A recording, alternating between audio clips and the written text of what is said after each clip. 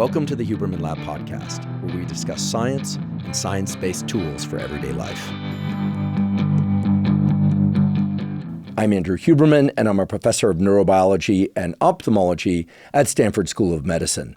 My guest today is Dr. Mary Claire Haver. Dr. Mary Claire Haver is a board-certified OBGYN and an expert in perimenopause, menopause, and all aspects of female-specific health.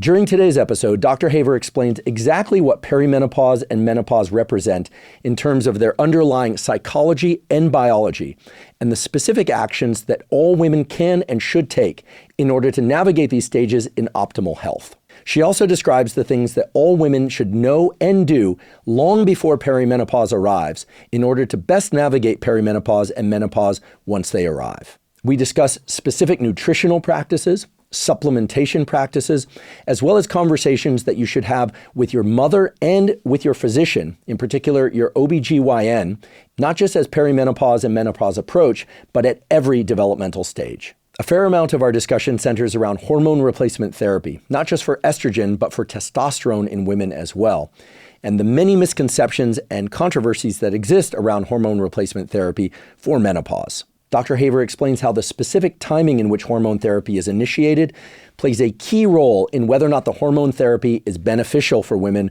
or not. And of course, today's discussion gets into ways to offset some of the more common difficulties associated with menopause, including sleep issues, hot flashes, inflammation, and more. By the end of today's episode, you will have a clear picture from Dr. Marie Claire Haver about what perimenopause and menopause actually represent, the best way to approach perimenopause and menopause, and the various considerations around hormone therapy and lifestyle choices that can allow any woman to approach the years of perimenopause and menopause and beyond with the utmost vitality and wellness. Before we begin, I'd like to emphasize that this podcast is separate from my teaching and research roles at Stanford. It is, however, part of my desire and effort to bring zero cost to consumer information about science and science-related tools to the general public. In keeping with that theme, I'd like to thank the sponsors of today's podcast. Our first sponsor is AeroPress. AeroPress is like a French press, but a French press that always brews the perfect cup of coffee, meaning no bitterness and excellent taste. AeroPress achieves the perfect cup of coffee because it uses a very short contact time between the hot water and the coffee. The entire thing takes only about 3 minutes. I started using an AeroPress over 10 years ago. I first learned about it from a guy named Alan Adler, who's a former Stanford engineer and inventor. He developed the Aerobie Frisbee, which I believe still holds the Guinness Book of World Records for the furthest thrown object. In any event, I'm a big fan of Adler's inventions. So when I heard he developed a coffee maker, the AeroPress, I tried it and I found that indeed it makes the best possible tasting cup of coffee. And I'm not alone in my love of the AeroPress coffee maker. With over 55,000 five-star reviews, AeroPress is the best reviewed coffee press in the world. AeroPress also just released a new AeroPress tumbler that makes brewing coffee when traveling or anywhere incredibly easy. This new AeroPress Go Plus is incredible. It's super compact, easy to clean, and you can use it anywhere. All you need is hot water and some coffee. And again, it's very easy to clean up. Also, with Father's Day coming up, it makes for a terrific Father's Day gift. If you'd like to try AeroPress, you can go to aeropress.com/Huberman to get 20% off. AeroPress currently ships in the USA, Canada, and to over 60 other countries around the world. Again, that's aeropress.com/Huberman. Today's episode is also brought to us by 8 Sleep. 8 Sleep makes smart mattress covers with cooling, heating, and sleep tracking capacity. Now, I've spoken many times before on this podcast about the critical need for us to get adequate amounts of quality sleep each night. One of the best ways to ensure a great night's sleep is to control the temperature of your sleeping environment. And that's because in order to fall and stay deeply asleep, your body temperature actually has to drop by about 1 to 3 degrees. And in order to wake up feeling refreshed and energized, your body temperature actually has to increase by about 1 to 3 degrees. 8 Sleep makes it incredibly easy to control the temperature of your sleeping environment by allowing you to program the temperature of your mattress cover at the beginning, middle, and end of the night. 8 Sleep also tracks your sleep with very high precision. It will tell you how much slow wave sleep you're getting, how much rapid eye movement sleep you're getting, each of which is critical for different aspects of physical and emotional recovery during sleep. And that allows you to dial in the exact temperature parameters to really ensure that you get the best possible night's sleep. I've been sleeping on an 8 Sleep mattress cover for well over 3 years now, and it has completely transformed my sleep for the better. 8 Sleep recently launched their newest generation pod cover, the Pod 4 Ultra. The Pod 4 Ultra has improved cooling and heating capacity, higher fidelity sleep tracking technology, and it also has snoring detection that remarkably will automatically lift your head a few degrees to improve your airflow and stop your snoring. If you'd like to try an 8 Sleep mattress cover, you can go to 8sleep.com/Huberman to save $350 off their Pod 4 Ultra. 8 Sleep currently ships to the USA, Canada, UK, select countries in the EU, and Australia. Again, that's 8sleep.com/Huberman. Today's episode is also brought to us by BetterHelp. BetterHelp offers professional therapy with a licensed therapist carried out completely online. I've been going to therapy for over 30 years. Initially, I didn't have a choice. It was a condition of being allowed back in high school. But soon I realized that quality therapy can be extremely valuable. And I now consider doing therapy as important as getting regular exercise, including cardiovascular exercise and resistance training, which of course I also do every week. Therapy, provided it's with a therapist with whom you have excellent rapport and feel supported by, and from whom you can gain valuable insights, can be immensely valuable because it leads to healthier thought patterns and actions related to your personal and professional life. In fact, I see doing quality therapy as a powerful way to direct your focus and attention toward what really matters. If you'd like to try BetterHelp, you can go to betterhelp.com/Huberman to get 10% off your first month. Again, that's betterhelp.com/Huberman. And now for my discussion with Dr. Mary Claire Haver. Dr. Mary Claire Haver, welcome. Thanks for having me. Delighted to have you here and to learn about menopause and other aspects of women's health. There's a lot happening in this area right now. Yeah. And you are at the center of what I understand is a new direction for the understanding and treatment of menopause. That's what we hope. And related themes like perimenopause. Yeah. And the many important aspects of female health that stem from it, like cardiovascular disease, osteoporosis, right, and so on. So we will get into all of that today. But just to kick things off, how do we define menopause? So the medical definition of menopause, which I have a huge problem with, is 1 year after the final menstrual period. And the reason why I have a problem with it is not everyone has a menstrual period. What if you've had a hysterectomy? What if you have an IUD? What if you've had an ablation or something that's suppressing your periods, PCOS?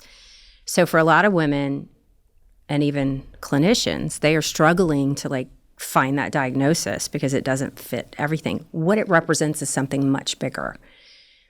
Menopause is also 1 day of your life. It is that 1 day, exactly 1 year after your last period, but it represents the end of your ovarian function. Some of us call it ovarian failure, ovarian senescence, but basically what separates males and females is many things separate us, but in my world, we are born with all of our eggs.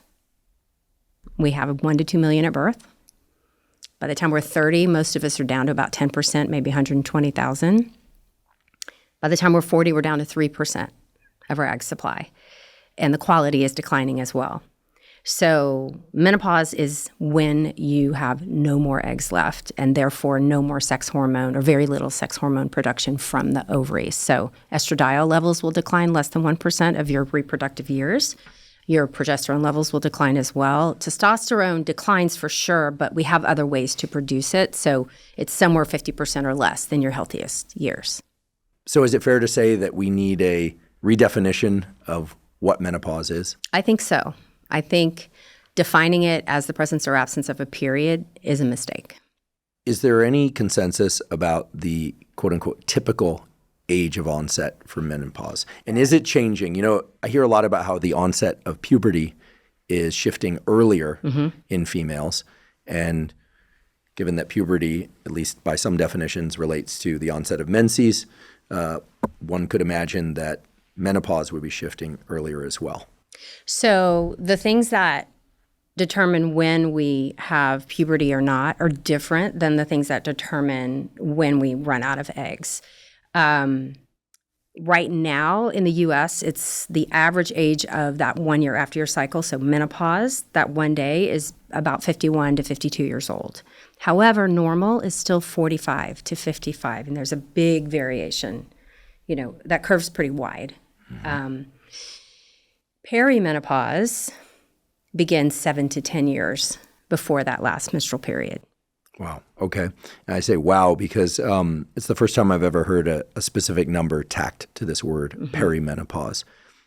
Maybe we could talk a little bit about perimenopause since it sounds like it represents a transition phase into official menopause, Right. However one chooses to define that.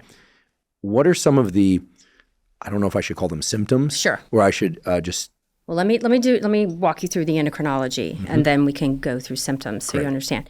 So in a normal, healthy menstrual cycle, before menopause ever becomes an issue, the female hormone cycle is a very EKG-like, reproducible monthly rise and fall of estrogen, progesterone, and then the brain hormones, LH, FSH, and then GnRH. So the way it works is our brain in the hypothalamus is sensing has a little sensor in the blood looking for estradiol levels. And when they get low, it sends GnRH down to the pituitary saying, hey, tell the ovaries to start trying to ovulate so we can get more estrogen on board.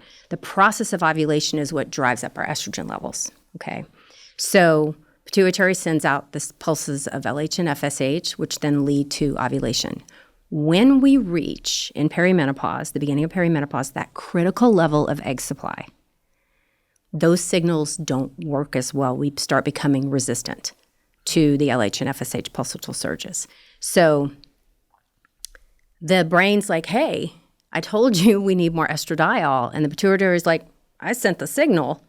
And the brain's like, send more. So we get much higher pulses of FSH. And then finally the ovary kind of is able to get that egg out. But sometimes it's delayed.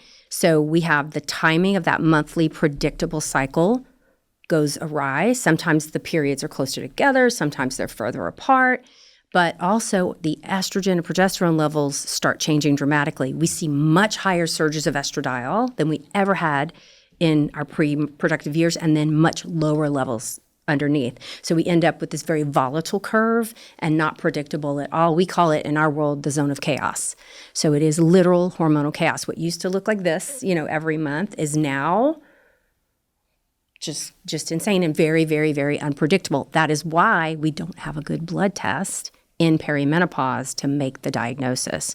Those of us in the menoverse use symptoms usually to make the diagnosis, and we rule out other conditions that might overlap.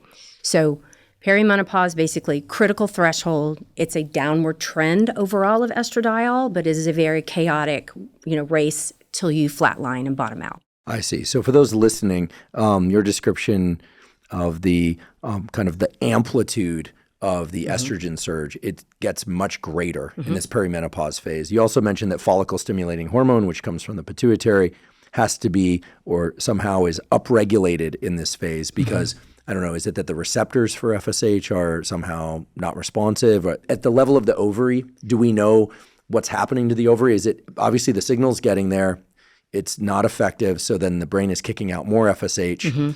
Is it that the ovary egg is quality is poor, and then around each germ cell is the theca cells, which is actually where the estradiol, the whole pathway going from, actually testosterone is converted to estradiol. So that whole pathway, it still will respond, but the cells are just old, is the way that it's been explained to me and from what I've read. I think we need a lot more research in this area because that is how we're going to help women, I think, longer term, is understanding that process better. But, all I learned in school 25 years ago was it's the transition to menopause, the end. The whole endocrinological process, I didn't learn until about 2 years ago. And my guess is, just based on my understanding of the only recent trend toward emphasizing studies of both female and male, even just mice in mouse models, which is where generally this stuff originates, and then it shifts into humans once certain targets are identified. Only recently has the NIH insisted that there be female mice in the studies of mice. I mean, it's been a few years now, but that's sex as a biological variable is actually a requirement in most grant applications, unless, of course, there's a specific reason to study only one or the other sex of mice. So you can imagine that the dearth of research in this area is due to a long desert of absence of studies into what is perimenopause. Right. Okay. So for women who are in the age range of perimenopause or who are thinking about this, are there things that they can do in order to either upregulate the sensitivity of the ovary to FSH or to somehow prolong this period of perimenopause. And I should also say, what are some reasons why they would want to do that? Right. Obviously, this is part of the arc of maturation of the female reproductive axis. But of course, that alone is not a reason to not try and, I guess we say, optimize it for one's well-being. So we don't know. The best way I can highlight why we don't know or where the dollars are going for research, we go to PubMed and you type in the word pregnancy, 1.1 million articles come up. Type in the word menopause, it's down to 97,000. Really? You type in the word perimenopause, and I checked this like 2 weeks ago, and it was like 6,400 and something. Wow. Yeah. That is surprising. So, or maybe it shouldn't be surprising given what we were just talking about in terms of... So as far as like why those cells are becoming resistant and what's happening at the level of the receptor, I think we need a lot more research in this area. I think it's starting to happen because women are realizing there's a demand now because the older you are when you go through menopause, the healthier you are for cardiometabolic disease. It's the loss of estrogen that accelerates our path to those diseases. So are there clinical signs of perimenopause that either directly or indirectly relate to these bigger surges in FSH and these larger amplitude estrogen surges? The two best documented and studied are mental health changes. The brain does not like the chaos of, and the neurotransmitters are very, very sensitive to estrogen and progesterone and even testosterone. And so we see aberrations in serotonin and norepinephrine and in dopamine as the levels start becoming chaotic. So we have at least a 40% increase of mental health disorders, and SSRI use doubles across the menopause transition, across perimenopause. And now the data is showing that women who are given hormone therapy in their perimenopause have a lower incidence of new onset depression. And now the neuroscientists are saying, hey, for these women who are developing depression in perimenopause, giving them estrogen is better than an SSRI. They're going to have a better outcome. I think most people don't realize how rich the brain and rest of the nervous system are with hormone receptors, in particular estrogen receptors, and as you mentioned, testosterone receptors as well, androgen receptors. And the often direct relationship between estrogen and the neuromodulators such as serotonin, dopamine, epinephrine, acetylcholine. GABA for progesterone. Yeah, it's interesting during neural development, which is where I started off, which was neural embryonic development. The hormones exert these widespread roles in defining even which neurons will express certain neurotransmitters. And then somehow the field of neuroscience has only recently gotten on board the idea that this intimate relationship between hormones and neurotransmitters is something to consider in essentially every aspect of brain health. Right. Not just cognition, but maintenance of neurons and offsetting neurodegeneration and so on. I mentioned that only so that people, I think, typically think of hormones as something, sure, there's a signal from the brain, but that hormones are mostly of the body, when in fact hormones play an absolutely crucial role within the brain. Yeah. So you mentioned that during perimenopause, there are symptoms that are, I guess, are mainly reflected as of shifts in mental health. Yeah. So is this women suddenly feeling less optimistic? Is it like what's the sort of constellation of psychological shifts that can occur? So we see increasing anxiety. We see definitely loss of executive functioning, so new onset of ADD type symptoms. We see, of course, the cognitive, what we call brain fog in lay terminology, which is cognitive. So they lose their words. They're not able to do the calculations at work, like their executive functioning ability in their jobs is huge. Like 1 in 5 women will quit their jobs because of menopause symptoms. That's an outrageous number. Yeah, and the economic impact is huge. And so now companies are starting to get on board. And this is the time of our lives when the kids are grown for a lot of us, and we're ready to lean into our positions and really get into leadership. We have all this experience. And now we can't remember, and now all of a sudden and their confidence is just wrecked. So, and then the depression, and they're not sleeping, and it's this horrible feedback cycle that we end up in. Yeah, I wasn't aware that 1 in 5 is striking. That came out of the UK, but they're starting to crunch the numbers here in the US, and it's looking very similar. I know we're going to get into actionable tools later as it relates to menopause, but as long as we're discussing this phase of perimenopause, what are some of the basic things that women could pay attention to? We don't want to make people hypervigilant to the point of anxiety, but certainly given the frequency and given the implications, it's important for them to pay attention to this phase. And then some of the things that they can do to, either behaviorally or perhaps through other tools offset some of these changes. Dysfunctional uterine bleeding, which is abnormal periods. So, and again, nothing's off the table. It could be heavy periods, menorrhagia, too frequent, too few, skipping. It's really, really chaotic. But a lot of women are suffering horribly from really debilitating periods, either through the volume of blood loss or they're having, cramps and, really. And so 90% of us will have that as a symptom.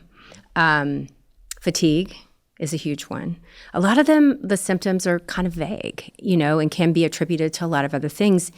In my, what we call the Meno-posse chat group, we have a lot of theories about a lot of conditions like fibromyalgia and the irritable bladder syndromes, and that probably just perimenopause and menopause. And doctors didn't know how to make that diagnosis. And so, musculoskeletal system takes a huge hit through the transition. So all of a sudden you have no injury and you're having hip pain, joint pain, back pain with, you go to the doctor and you get an x-ray, you do whatever workup and they can't find anything wrong. Palpitations are huge. It is a vasomotor symptom. So along with hot flashes, palpitations. So a woman will walk into the emergency room sweating profusely, horrible palpitation. She's anxiety and they'll tell her she's having a panic attack. They'll work her up, everything's negative and just say, well, it's panic attack, go home. And no one knew to connect the dots and figure out that this woman was in her menopause transition and this is how her body was expressing it. It's complicated because we have sex hormone receptors, as you do, in every organ system of our body. And when these levels start going chaotic, it can present in so many different ways. And so when the patients come to me, I'm doing blood work, not a lot of hormone levels because they're not super helpful, but I am doing thyroid workups and autoimmune workups and looking for nutritional deficiencies and anemia and different things because I don't want to miss those things and just pin everything on perimenopause. Are there lifestyle factors that can offset some of this? It's not a perfect correlation, but the healthier you are, so anti-inflammatory diet, Mediterranean-esque, Galveston diet-esque, nutrition pattern, regular exercise, good sleep habits, all the pillars of health, the healthier you are when you hit perimenopause, the better the course is going to be for you. They're looking at extending the life of the ovary with pharmacology. We know what can shut it down faster. So we have kind of a genetic predetermined age of when you're going to lose all your eggs, but we can speed that up. So if you smoke, you're going to go through menopause sooner than your twin would have if she didn't smoke, okay? If you don't have children and you ovulate regularly, then the more you ovulate, the faster you run through your egg supply, okay? Interesting. I wasn't aware of those data. I don't know that most people are aware of those data. No, if you have a hysterectomy and you leave your ovaries behind, I didn't ever counsel my patients about this. You lose 4 years off the life of your ovaries. If you have a tubal ligation, you lose 1.5 years. Huge genetic disparities. So African Americans tend to go through 1.5 years sooner. And then there's Caucasians in the middle, and then Asian family tend to go through later, and they're not sure why, 1 year or 2 years. So if you have chemotherapy, if you have surgery, if you have any inflammatory process in the abdomen, irritable bowel or endometriosis, you're going to lose some of the life of the ovary. You mentioned smoking. Are there any data on vaping?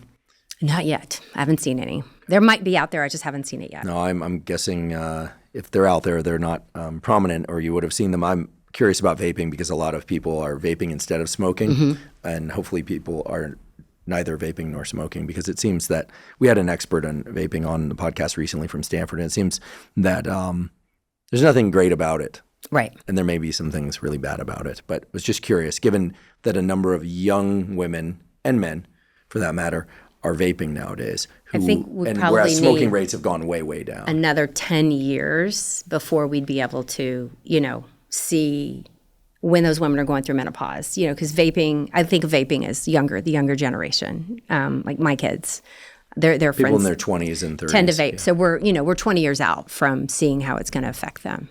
Is there any evidence that alcohol can impact I haven't perimenopause? seen any, but I can't imagine that, heavy use of alcohol would prolong the life of the ovary in any way. Right. So, and we know that any use of alcohol has some potential role in disrupting sleep, and 100%. presumably, like everything else, if you disrupt sleep, you disrupt things Everything. for the worse. Got it.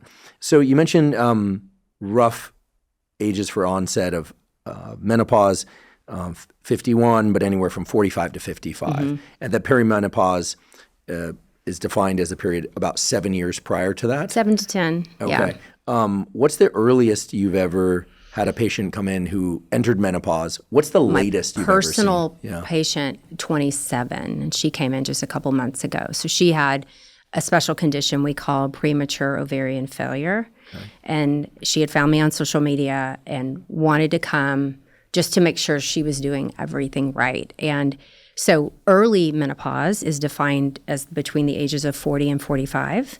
And then premature menopause or premature ovarian insufficiency, it's not a complete failure for most women, but it is very, very low, is any time before the age of 40.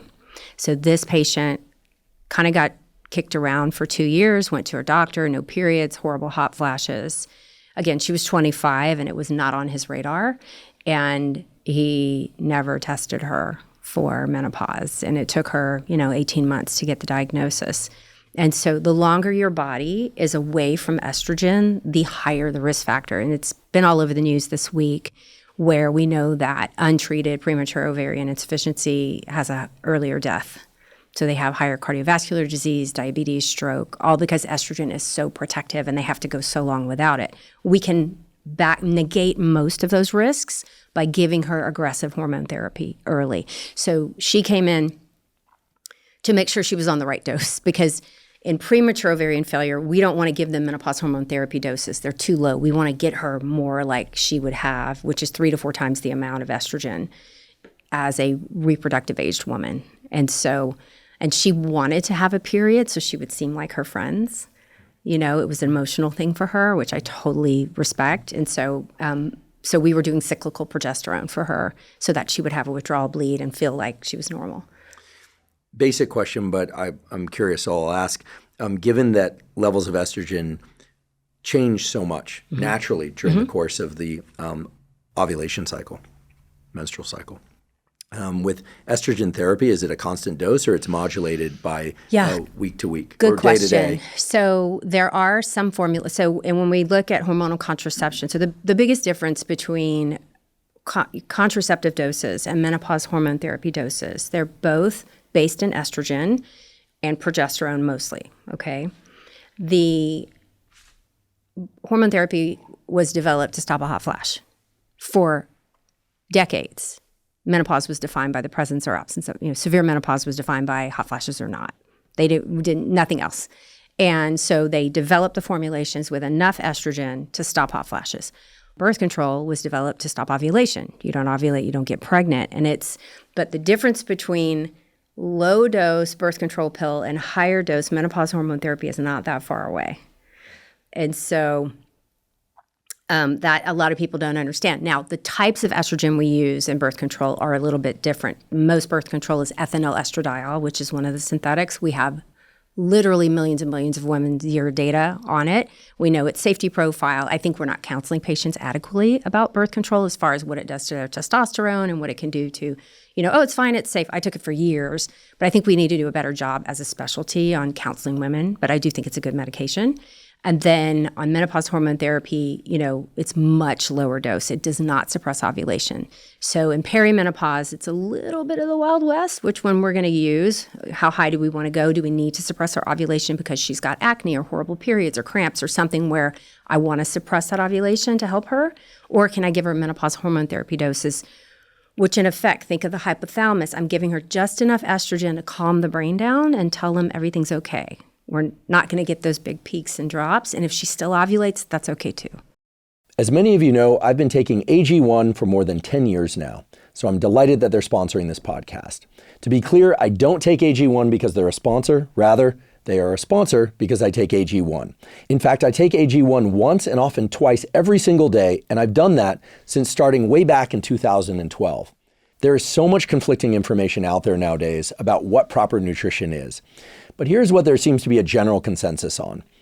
Whether you're an omnivore, a carnivore, a vegetarian, or a vegan, I think it's generally agreed that you should get most of your food from unprocessed or minimally processed sources, which allows you to eat enough but not overeat, get plenty of vitamins and minerals, probiotics, and micronutrients that we all need for physical and mental health. Now, I personally am an omnivore, and I strive to get most of my food from unprocessed or minimally processed sources. But the reason I still take AG1 once and often twice every day is that it ensures I get all of those vitamins, minerals, probiotics, etc. But it also has adaptogens to help me cope with stress. It's basically a nutritional insurance policy meant to augment, not replace, quality food. So by drinking a serving of AG1 in the morning and again in the afternoon or evening, I cover all of my foundational nutritional needs. And I, like so many other people that take AG1, report feeling much better in a number of important ways, such as energy levels, digestion, sleep, and more. So while many supplements out there are really directed towards obtaining one specific outcome, AG1 is foundational nutrition designed to support all aspects of well-being related to mental health and physical health. If you'd like to try AG1, you can go to drinkag1.com/Huberman to claim a special offer. They'll give you 5 free travel packs with your order, plus a year's supply of vitamin D3 K2. Again, that's drinkag1.com/Huberman. As long as we're on the topic of birth control, earlier you mentioned that the IUD, and presumably this is some form of the IUD, not necessarily copper IUD, can disrupt or stop a period. A period. Maybe we could talk a little bit about the different forms of birth control. IUD, as the pill, quote unquote, old term, but I think most people know what we're referring to when we say that. The ring, and on and on. Sure. What is your stance on these different forms of birth control as it relates to their safety? I guess about a year and a half ago, I hosted a female physician guest on this podcast, and both sides of the birth control issue were touched on it. One, the relationship to potential inhibition of certain forms of cancers, but then also the potential for certain side effects, maybe even cancers. And so it seems like it can play out both ways, and this is a very heated topic. Yeah. In fact, so much so that I learned that if one is going to post a clip of any of this on social media, it almost makes sense to have them in the same post, because we actually did both of them. We did a post where it was more about the pros of birth control and then the cons of birth control, as stated through the words of this very same clinician. So we will be sure to, for anyone listening, whichever answer comes first, stay tuned for the next answer, because my understanding is that it's not a black and white issue. I think the best form of birth control is a vasectomy. And so much of contraception is dumped in a female's lap, in a committed relationship. And I can't tell you the comments I've heard when a patient comes to me and she wants to get X, Y, and Z simply for contraception. She's absolutely perfectly healthy. There's nothing wrong with her. She just doesn't want to be pregnant. And I'm like, okay, you're done. She's completed her family. She's out, And I'm like, tell your partner to get a vasectomy or he won't do that, So now all of the risk and the onus goes on her. And so we go through the options of surgical, tubal ligation, which is basically blocking the tube. So when I, talk to my teenagers, I'm like, here's how you not get pregnant. A, you don't have sex. Well, if that's not an option, then we have to either block the sperm, stop the egg from coming out, or stop the place where they communicate, which is the fallopian tube. And so when we look at the different forms of hormonal contraception, which are meant to stop ovulation, suppress ovulation, because they're telling the brain, we have enough estrogen and progesterone on board, quiet down so it doesn't send those signals to the ovary, right? And so that can come in a pill form, a patch form, a ring form, and they each have their own pros, cons, risks, benefits. Transdermal has less risk of blood clots versus oral has a higher risk of blood clot in any form of estrogen. So we talk about that. We look at their family history, or if they have MTHFR or any of the clotting genes, then we counsel directly. Versus the IUD, the IUDs create an inflammatory environment in the uterus that blocks and it creates a plug in the cervix so that the sperm can't get through. And then if any do get through, it's a toxic environment in the uterine cavity for the sperm. So that's really how those IUDs work. Mm-hmm. Some IUDs are coated with progesterone or progestin, not progesterone, progestogen, and those end up decidualizing the endometrium, so thinning that lining from that constant progesterone to the point where you stop bleeding. So a lot of my patients really loved that option of being amenorrheic, no periods, just for the convenience of it. But they were still ovulating in the background. So we're not suppressing their natural cycles, just their periods. I see. And is there any evidence that the use of any form of birth control can disrupt the timing Yes. or the availability of, I realize availability of eggs is a very clinically naive, biologically naive statement, but basically what I'm saying, can any of them accelerate the onset of perimenopause? Can they delay the onset of perimenopause? They will delay the onset a little bit. It's maybe a year if you use it for a long time from what the data shows. So women who suppress ovulation, we lose about 11,000 eggs each month with the ovulation process to get one out. 11,000 race to the finish line and only one makes it, but we lose about 11,000 in the process. So women who are constantly, for a long time suppressing ovulation will have a slightly older age of menopause had they not done that. When you say slightly older, what's the longest extension of the best I could see in the data was maybe 9 months. Okay, from 9 months use of No. birth control? So maybe like 5 to 10 year use. I have to look at the data again to be, I'd have to look that one up. But it was several years. Got it. To gain an extra maybe 9 months, maybe a year of ovarian life. I see. And nowadays, at least if people have the means, there's some trend, if you will, toward freezing one's eggs. Mm-hmm. This might be a good opportunity to just state something that came up before when we had Dr. Natalie Crawford on the podcast to talk about female fertility. I think surprising to many people was her statement that, not because it's controversial, but because we just don't hear this often enough, that harvesting eggs for freezing or for IVF does not diminish the pool of eggs that one would have, meaning you're losing them each month anyway. Yeah, and so they're only pulling out, 10, 12 maybe in a cycle. And when you're losing 11,000 with an ovulation, so it really isn't going to affect when you go through menopause. Such a crucial thing for people to hear. Yeah.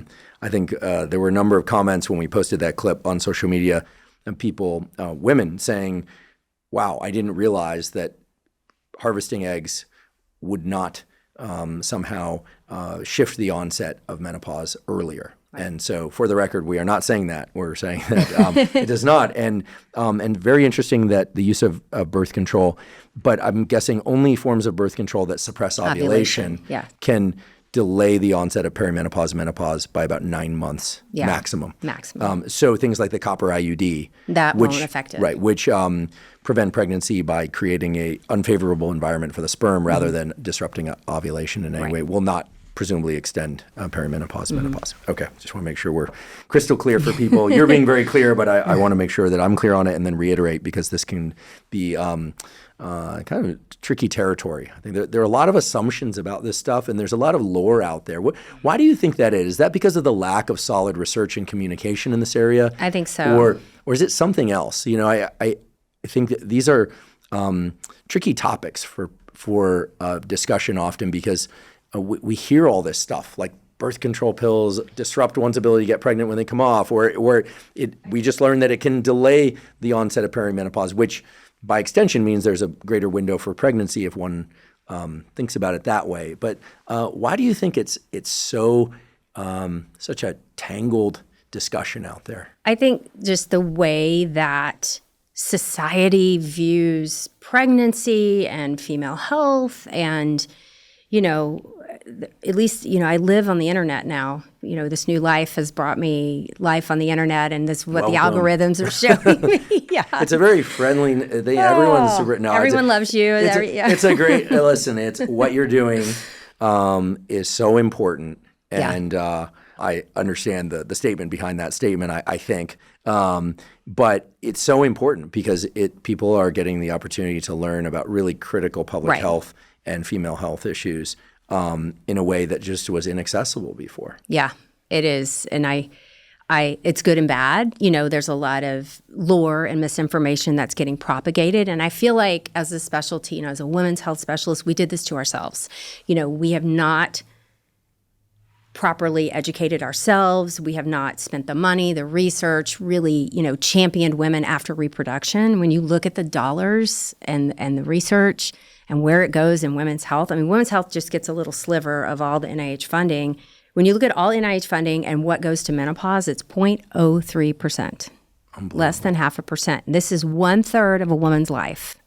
And when you look at, McKinsey and Company just published a report where they pulled 680 studies on chronic diseases, diabetes, hypertension, cardiovascular disease. And they looked at how they were women included in the studies, but how many presented the data for the different sexes, like what happened to men versus what happened to women. It was only 50% of the articles actually did sex-specific differences and how this medication affected this process or whatever. And then of the ones that did, 30% of women had poorer outcomes. And on the flip side, 10% of men had poorer outcomes. And these things aren't just being brought to light. So the lack of recognition of sex-specific differences in chronic disease and how menopause kind of plays into all that, I think is where the future needs to go. So we deserve as much good health as everyone else. Because yes, we're living longer than men, but 20 to 25% of that life is in poorer health. Wow. That's a really significant statement. I think that the National Institutes of Health has been terrific in establishing new institutes within it. They even have a complementary health institute now. There's the National Eye Institute. There's cancer here. Is there a plan, or one would hope, for a dedicated institute for women's health? Push. So there was one piece of legislation that got pushed through. The Bidens signed it, and it was $100 million for women's health, and that got chopped up very quickly. And menopause did get a little piece of it because we're also really struggling with endometriosis and a lot of the female-specific uterine diseases and PCOS and things. And so we need more funding there as well. And then there's another bill that that's the one Halle Berry was on TV talking about, another bill for $250 million. That bill includes language for education of providers. So we have a whole generation of providers. I graduated my residency training the year the WHI came out. So we had very little real clinically significant menopause education. And then we knew about HRT and we were giving it in clinic if she was coming in with severe hot flashes. But that got taken off the table after the WHI. And then we have a whole all menopause education basically stopped after that. So WHI, Women's Health Initiative, HRT. No, that's okay, just so that people are on board. Hormone replacement therapy.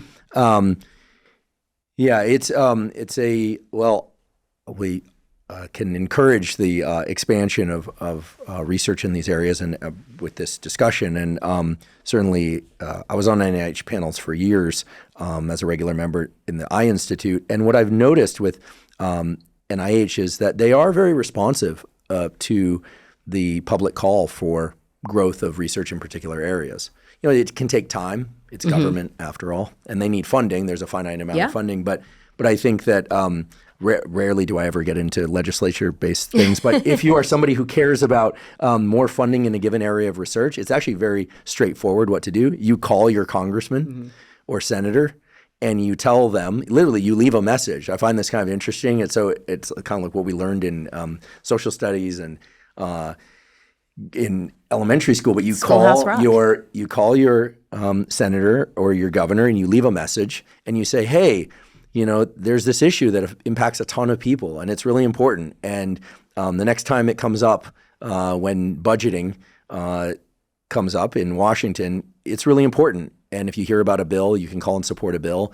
And believe it or not, some of that stuff actually translates to more funding in a given area. In fact, the BRAIN initiative, which unfortunately had its budget cut significantly recently, maybe put that funding back, but arose from the, I believe it was the child of two neuroscience professors up at University of Wisconsin. I'm probably going to get some details wrong, but so the Khalils are the professors, as I recall, and their son overheard all these conversations growing up about the importance of brain science, and then eventually pushed through government channels for more money for brain research. And then we had a long phase of pretty substantial research, and then it was cut. So these things, but it persists. And so these things really matter. Like They you do. can impact it. So, and maybe we should send them a clip of your statements on this podcast. Getting back to kind of things that people can control. So for people who are heading into perimenopause or who are in the perimenopause phase, aside from the typical things that we hear about, fortunately, a lot these days, like getting adequate sleep, getting exercise, nutrition. Maybe we could touch a little bit on nutrition in a moment. You mentioned Mediterranean diet, Galveston diet, things that are going to promote overall health. Right. Are there any things that people can do, maybe even take, that would improve their outcomes in this phase? Like I've heard of people, and I have no bias here or even knowledge of the research on this, if there is any, of people taking, for instance, grapeseed extract, or people trying to do a number of things to reduce inflammation, kind of general themes around self-care and wellness these days. But what are sort of the 5 or 6 that come to mind perhaps as like the things that can move the levers in the right direction? What I would tell my 35-year-old self, who just kind of went into this obliviously, and what I know now is your diet is probably one of the most important things that determines your level of inflammation. And then estrogen is a really powerful anti-inflammatory hormone, and we lose that protection when we start losing it through the transition. So whatever you can do in the other areas, especially with nutrition, sleep, stress reduction, we need to do it. So fiber. We are not getting enough fiber in our diet. In the Western diet, I think most women are getting 10 to 12 grams per day, and we need at least 25, and the health benefits tend to max out around 30, 32 grams per day. So focusing on foods that are rich in fiber. Fiber is feeding the gut microbiome, slowing down glucose absorption, glucose levels, sugar absorption into the bloodstream. It is slowing down the rate of, certain parts of transit and pulling more water into the gut. And there's nothing bad about it, right? The foods that are rich in fiber have a lot of other stuff that's good for you too. Cofactors, vitamins, minerals, nutrients, they're just so healthful. And then anthocyanins, just find things that crunch and get as many colors as you can, green, red, purple, yellow. Every color represents a phytochemical that is going to be good for you in different areas of your body, and try to keep it as varied as possible. We're not getting enough protein, and I have to thank Dr. Gabrielle Lyon, really helping me focus in on that. When I first wrote Galveston Diet, to be honest and transparent, it was for weight loss. And, I was frustrated with my weight gain, and that was the pain point my patients had, and that was my pain point. But I didn't realize it represented something much more sinister than just the way I looked, the visceral fat gain. And so learning about visceral fat and what it really means, and that is, for your listeners, the fat that wraps around our internal organs. It's a very different fat than the subcutaneous fat. And, a premenopausal woman, so we age matched and looked at visceral fat levels, measuring it with the DEXA scanners. You have about 8% of your fat is visceral as a premenopausal person. And then when you go through the transition, it's 23%. Wow. With no changes in diet and exercise. The visceral fat is not something that gets enough attention. No. I think everyone thinks about subcutaneous fat because of its relationship It's cosmetically to aesthetics. distressing, but really, yeah. And one doesn't want too much of it for health reasons either. Right. But it's the intravisceral fat that, at least by my understanding, is really the most problematic Yes. for our health. It's a harbinger of chronic disease. So I read that weight gain is one of the primary symptoms of menopause itself. yeah, so you have to be careful how you think about that. When we plot weight gain versus age, it's a very straightforward linear curve, and menopause does not seem to affect that. What is happening is a body composition change. We are losing muscle and we are gaining visceral fat. And you might be gaining some subcutaneous fat, but those are kind of the key things that are happening. And so that's really, when I'm counseling patients, what I'm focusing on, because I have a body scanner in my office where I can tell them what their level of visceral fat is in their muscle mass. And so bone and muscle, that musculoskeletal unit works together. And so we see this acceleration of muscle loss, which controls our basal metabolic rate, which determines our resistance to insulin, which, so it's just, that's the organ of longevity That's what I've learned from Dr. Lyon, and everything we can do to hang on to it and build is so important. So protein, going back to the original point, protein intake is key, and women, by and large, are getting 50 to 60 grams of protein per day, and we really probably need 80, 100, 120, depending on our body composition. Yeah, thanks for mentioning Dr. Gabrielle Lyon. She's doing what I view beautiful as work in the world. Yeah, terrific work, really promoting women's health and health generally. I know she's now, I believe, is exploring advanced training in urology for males as well, and so it's only fair to credit her with really expanding into these different areas, but especially this idea that we need, and women perhaps in particular, from what I understand, she'll be on the podcast soon, so we'll get more of an understanding. At least 1 gram of quality protein per pound of lean body mass, maybe even per pound of body weight per day, in order to optimize their health. Yeah, she's definitely on the higher end. The WHI, the Women's Health Initiative, some of my favorite data, it's not all bad, it's data, and was looking at frailty scores and protein intake in women. And what they found was women who were having 1.5 to 1.7. So basically it was the higher their protein intake, the less likely they were to be frail. The end. And it was, they were reaching, that was kind of peaking out somewhere around 1.5 to 1.7 grams per kilogram of lean body mass. And most women are getting around, the FDA recommends 0.8. Wow. And source of protein also important, high quality. Right. You need all the amino acids. Yeah. Very interesting. Now that's in menopause, but presumably also. So starting those habits in Peri, just getting that laid down and getting those habits laid down are going to set you up for a much better post-menopause, a much healthier post-menopause. And we have to stop defining menopause by your hot flashes. It may or may not make your hot flashes better, and we have great medications for that if it's disruptive. But I'm talking about your cardiometabolic disease risk. I meant to ask this earlier, so forgive me for leaping back briefly, but is there any value in knowing the age at which your mother went into menopause? Tremendous as genetic. A metric or a sensor rather as a window into whether or not you will go into menopause at more or less the same age? Yes. There is of course, it's not 1-to-1. We get half of our DNA from our fathers. But I always ask, and there is the latest data that looked at it, genetics is the biggest factor that determines when you're going to go through menopause. So knowing when your mothers, your aunts, went through, and if there were any medical conditions associated with that is huge. Okay, so now we're talking not so much about perimenopause, but also menopause itself. What is the typical constellation of symptoms as one enters menopause, like right at the beginning, and then does that constellation of symptoms change as one is, a year, 2 years, 3 years into menopause? So it's almost 100% with body composition changes, like very, very close. That visceral fat is tough to beat. It's beatable, but it takes a lot of work, Do people know if they have visceral fat? I mean, there are scanning approaches to look at it. Of course, the gold standard is a DEXA or even an MRI, but no one can afford that. So we have, what I have in my office is the in-body scanner, so it's an electrical impedance scanner, and it's pretty good. So you stand on the scale, hold the handles. I have the medical. Okay. I have the highest grade one for my patients. And most people doing what I do, utilizing a body scanner, use that one. But you can use the waist-tip ratio. And so the waist-tip ratio is a better measure of your risk of metabolic health than your weight or your BMI. So it's so simple. You take a tape measure and a calculator. You can do it in your head, but you measure the smallest part of your waist. And if you don't have a small waist, if it goes out, then just use your belly button. Just use something you can measure again. Are people sucking in or are they relaxed? You should be relaxed. Okay. And I tell my patients, do it first thing in the morning when your bladder's empty and you're not bloated and, and then the widest part of your hips. It's not perfect, but it's better than your weight or your BMI. So widest part of the hips with people with feet parallel, standing together.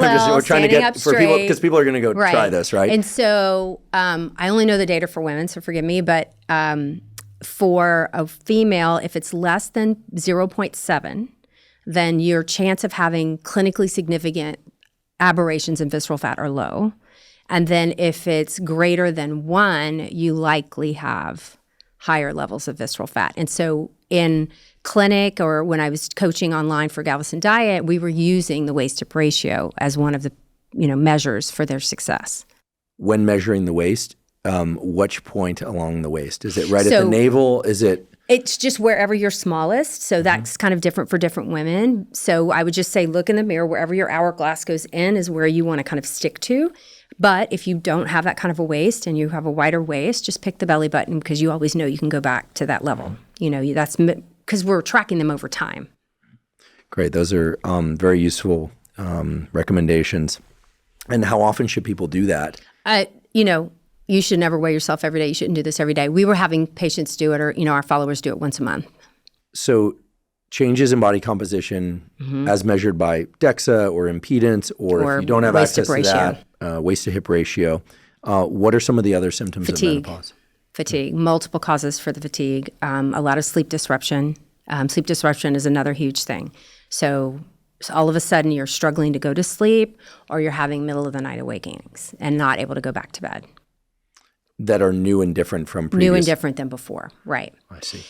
There was a recent study that came out, and most of my patients in hindsight say, I knew something wasn't right, or something was different, something had changed, but I couldn't put my finger on it. And they just had a study come out saying when they looked at what that means, what does I'm not feeling like myself mean? And it was psychological changes. So you lose resilience. You're suddenly more irritable. You're suddenly not able to go with the punches or do, you're not adjusting as well to change that you used to. You're snapping at your kids more, your partner, you're getting frustrated at work. It's just very kind of subtle. And it takes going through it and then looking back to say, yeah, I really say maybe about 47 that something was changing and I just thought I was just stressed out or whatever. And then now I can see that was the beginning of the pattern. So menstrual changes, as we talked about, the big highlights, vertigo, tinnitus, ringing in the ears, skin changes. So dry skin, itchy skin, feeling like you're having crawling under the skin, big gut changes. So new onset bloating, you're kind of eating all the same things and your gut's just not handling things like it used to. So the Zoe nutrition study took 1,100 women and did stool samples through menopause, through the perimenopause, menopause transition, and saw the changes in the gut microbiome from the loss of the sex hormones. And basically we went from a typical female microbiome to that of a male through the transition. Is there any direct evidence that supplementing the gut microbiome, and here I don't necessarily mean pills and powders. I mean, my understanding is that getting enough fiber and low sugar fermented foods can also support the gut microbiome. Yes. Things like sauerkraut, kimchi, miso, kefir, miso. Plain yogurt, just straight up, nothing added. Yeah. So is there evidence that supporting the gut microbiome can make this stage of menopause more, I guess, reduce some of the symptoms of menopause? So the best I could find was most of them are done with supplements because those are easier to measure than handing someone a cup of yogurt. Right, and you know which bacteria you're providing. Yeah. Right. So they did lactobacillus and looked and bifidobacterium, I think, and saw that women who were obese and hypertensive and menopausal, and they had visceral fat decrease and blood pressure improvements versus placebo. Also, it's hard to do placebo studies with food, so. Right. But they do, and then in the retrospective studies, they can look at dietary patterns. And women who ate rich foods fermented and lots of yogurt, Mediterranean-type diets, have better symptoms overall. What's the difference between the Mediterranean diet and the Galveston diet? So I got my culinary medicine certification. I was culinary medicine. Yeah. So I was frustrated when I was working because I didn't know anything about nutrition, and suddenly everything I was trying to tell my patients was based on the one lecture I got in medical school. And, good nutrition was like porn. You know it when you see it, the Supreme Court definition of pornography. And so, the best I'd ever gotten was the gestational diabetic diet. And it was this Xerox things with, I was in Texas, so it had tortillas and stuff on it. And it had been copied so many times you could barely read it anymore. And that was the diet that was the only nutrition I'd ever handed to a patient. And so I'm like, eat healthy. And so I'm like, I got to do better than this. I don't know enough. And so we had a guest speaker for Alpha Omega Alpha, which is the honor society for medical school. And I was one of the advisors. And it was this guy, Tim Harlan, who had started this culinary medicine movement, and it was basically nutrition for doctors. And he developed this like online program, and I had to go to New Orleans for a lab, and San Antonio for a lab, and work in kitchens where you were learning how to counsel patients, how to cook, and also basically like getting a little minor in nutrition. So it was the best thing I've ever done. I was to say, very cool. I learned about allergies and like all this stuff, food allergies and things that I just didn't know, and just basic nutritional principles, like what it takes to build a healthy body, and what, I knew about kwashiorkor and like severe deficiencies, but not good basic nutrition. And so, they talked heavily about Mediterranean. They talked a lot about the fad diets and stuff. But, the principles of the Mediterranean, I was like, I want to teach this to my patients, but they're not going to eat a lot of Greek yogurt, or they're probably not going to eat a lot of feta. Like, how can I kind of take these blocks and make it more Americanized? So that was kind of like the brainchild for me around Galveston Diet was, let me like create something. And I really was into fasting at the time too. So I was like, let me put this fasting thing together with good nutritional anti-inflammatory principles, and talk about the things we know, or probably you should, not having a whole lot of, processed foods and high sugars and stuff, and explain it in a way and how it's affecting their menopause, and like how can she approach her nutrition. And that's how Galveston Diet was born. It was for my patients. And then I gave it to my girlfriends, and then they started sharing it. And I talked about it one day on Facebook, and the world exploded. In the best way. In the best way, yeah. It led me here. Right. So. Right. And we all benefit. What is the evidence that fasting can be beneficial or detrimental to perimenopause, menopause? So the jury's kind of still out on that one. I was really liked the data that, I think it was Mark Mattson had done on neurodegenerative disease and using fasting as a tool there and lowering inflammation levels. So I was like, this is amazing. This is great, because so much about menopause is pro-inflammatory, Is this intermittent fasting? So intermittent time-restricted fasting, feeding? yeah. So he was basically doing 16-8, and, very scheduled intermittent fasting. And so that was something I was coaching my followers about, consider this, try this. This might be something to help lower inflammation. I pulled back on that because it's really hard to get enough protein in for a lot of women, especially if they came in at 60 and now I'm telling them to double their protein. And then giving them an 8-hour window to do it. They're like, I'm walking around gnawing on a chicken breast all day. Right. This is hard. Right. And metabolizing protein is its own work. Right. And so you have to spread it out throughout the day, and a lot of that work was done at UTMB, where I did my my residency and where I taught for years. And so I was friendly with the nutrition department there. I was getting all excited about everything. And they're like, I went to several of their conferences and like talking about breaking up protein intake into nuggets throughout the day, because most women have very little protein with breakfast, maybe wheat gluten in their toast, and then have a little bit at lunch, and then kind of stack their protein at night. And they're still not getting enough, but they're overdoing it in their evening meal. That's their big protein meal. And so like teaching them to kind of, what I was teaching in Galveston Diet was you need to have a healthy fat, a good healthy carb, and a protein with every meal and snack that you eat, Why do you think that protein has not been emphasized enough until recently? I think because we didn't understand it. We didn't understand how important muscle was. And we knew that protein intake was important for muscle, but muscle was for bodybuilders and not for women. I lived my whole life up until about 5 years ago eating to be thin and moving to be thin. That thin was the only measurement of health that I needed to worry about. And what I did was chip away at my bone and muscle strength. And thank God I don't have osteopenia yet. I've hopefully have reversed whatever trend I was on, and I'm naturally low muscle. So now it's just a battle to try to hang on to what little I have and build some. And you resistance train. Yeah. Now. 3 days a week. 3 days a week. 3 to 4 days a week. Yeah. I'm resistance training, much less cardio. I was running marathons. And it was a great social thing with my girlfriends, but everything I did was cardio. I taught step aerobics. The only weights I did were maybe in Zumba, maybe 1 or 2 pounds, So, and that was great, better than being on the couch. I loved the community and doing that. But, for me to like stay out of the nursing home, which was my ultimate goal for as long as possible, I need to pick up some weights and heavy weights. And so that's where my focus has changed. Isn't it interesting that it wasn't until recently that it was only bodybuilders and football players and people preparing for military or specific sport would resistance train. And now we are told that everybody, male, female, young, old, should resistance train. Absolutely. Probably 3 times a week. Yeah. And my generation is struggling because we don't know how to do it. And so I'm not a personal trainer. I don't pretend, I hire one to help me develop a program so that I don't hurt myself and then I can get stronger, progressive loads. So, and again, Dr. Lyon, such a huge proponent of that. And so what I try to do publicly is show my workouts so that I normalize it and people see me doing it and they're like, well, if she can do it, then I can do it. It's great, super inspiring, and it really helps cross that threshold where people, as you said, they don't know how. It's scary. Right. For people who've resistance trained for a long time, they go into a gym, they know how all that stuff works. But for those that don't, you're wandering around like, what does this one do? It's intimidating for a whole bunch of reasons. Well, thank you for putting that content out, both the prescription, if you will, but also the example that one can go about it. So I'm guessing if you could go back 20 years, you would have started resistance training earlier and eating more. Yeah, strong over skinny, nutrition over calories, and stop trying to look a certain way. You're undermining your future health by doing that. I'd like to take a quick break and acknowledge our sponsor, InsideTracker.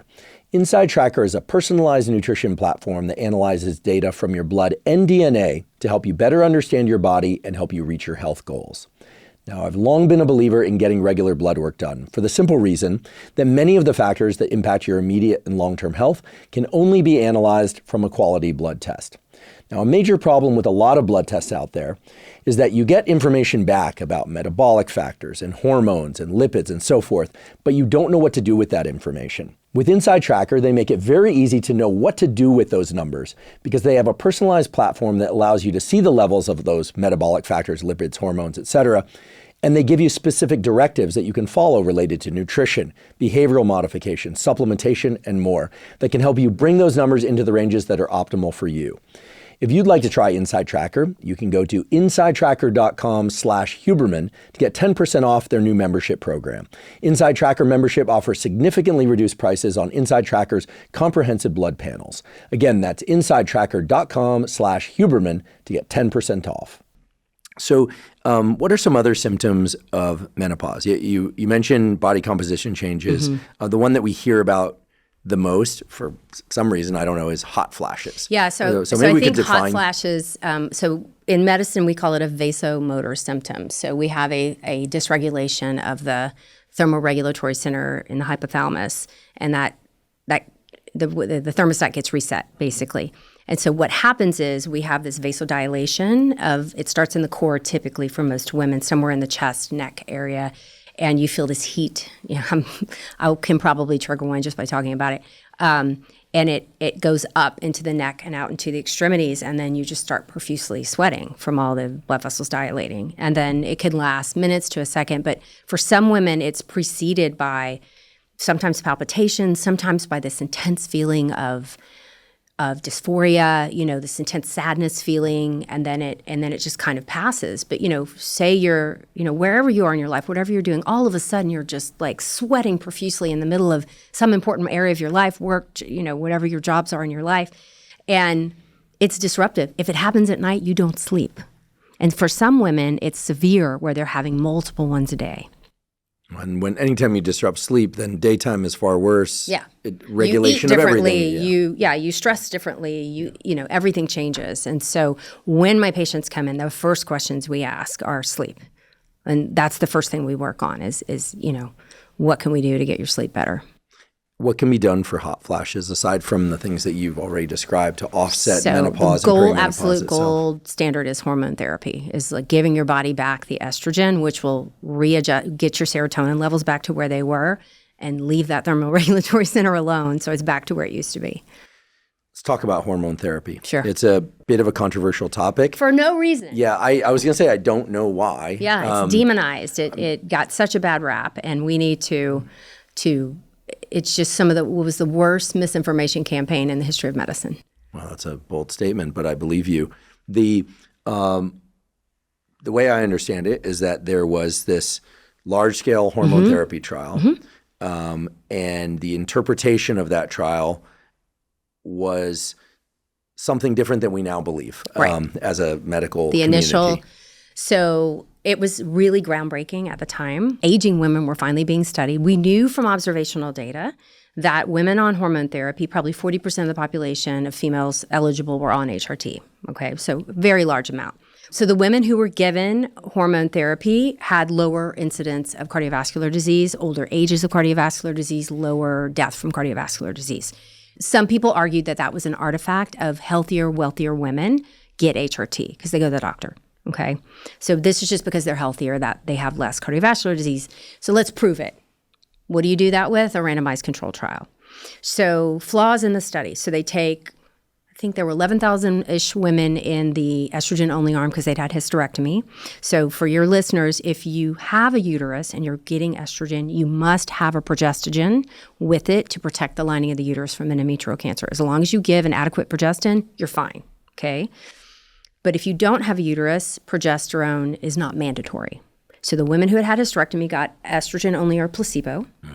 And the estrogen at the time was Premature, which was the number one prescription for HRT at the time. So nothing weird about that. So it's just synthetic estradiol. Actually, no.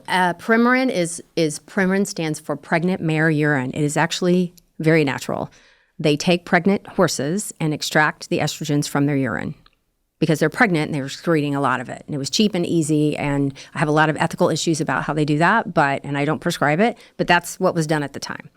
So I've seen horses urinate. They urinate a lot. There are dozens, I didn't realize like a racehorse, right? Yeah. There's dozens of estrogens in that but the main one is estradiol. So then the other group who had uteruses were given Prem-Pro, which is Premarin plus Provera, or placebo. So off we go. They recruit 11,000 and then I think 15,000 in the other arm. Huge study. It was like $1 billion study. Like, we're so excited this is happening. And this started when I was in med school. And then they start recruiting patients, and then everyone's taking their meds. They excluded women with hot flashes. What? Because if your hot flashes go away, you know that you didn't get the placebo. Ah. So they excluded women with hot flashes. Problem number one. Yeah, that's a big problem. The end outcome, what they were trying to measure was cardiovascular disease. So they started with an older population. The average age was 63. Whereas the typical onset of menopause is 51. Wow. So these women had been menopausal, on average for 10, 12, 13 years. So time away from estrogen is when disease accelerates, right? Okay, so put them on their meds, start measuring. In the estrogen plus progestin arm, they saw a non-statistically significant increased risk of breast cancer. And it was this: the relative risk, now you know what this is, but many of your listeners may not, was 25%. And I hope I get the numbers right. It was 4 out of 1,000 women per year to 5 out of 1,000 women per year. Okay, so placebo arm was 4. So we have breasts, we are females, we get breast cancer, about 4 out of 1,000 women per year. And that increased to 5. In the estrogen-only arm, there was a 30% decreased risk of breast cancer. Regardless of the average age. Mm-hmm, and they kept that arm going. Right, because it's randomized, so presumably the average age for the other group is roughly 61 as well. Yeah, they were matched, so in their 60s as well. So they call a press conference at the Watergate Hotel. The Watergate Hotel of all places. To announce the findings. They hadn't even published the data yet. No one had had a chance to read it. And the head researchers call this press conference and say, estrogen causes breast cancer. Exogenous estrogen from these. Yeah. Yes. And they said it's a 25% increased risk. But the absolute risk was like 0.8% per year. But that's not a headline thing. So on every, like ABC, NBC, CBS, all the morning shows, nightly news, every major magazine, it was the number one medical news story of 2002, that estrogen was bad and it caused cancer and da-da-da. The estrogen-only arm kept going, and they found after a couple more years a slightly increased risk of stroke, so they stopped the study. The effects on cardiovascular disease were neutral, but there was lower colon cancer in both groups. But no one talked about that. So the American Heart Association in 2020 went and looked at ages. So there were younger women who were given HRT. And what they found was if you started hormone therapy between the ages of 50 to 59, you had a 50% decreased risk of cardiovascular disease and death from cardiovascular disease and all-cause mortality. Wow. So age at which you start matters. Estrogen, so that's where there's something called the healthy cell hypothesis. And so basically estrogen is better at prevention than cure. and it's very protective, especially in the intima of the coronary arteries. So taking that estrogen away, we lose that protection. Once the disease builds up, there's some worry that adding estrogen once you've developed atherosclerosis or a plaque might loosen the plaque, especially in that first year.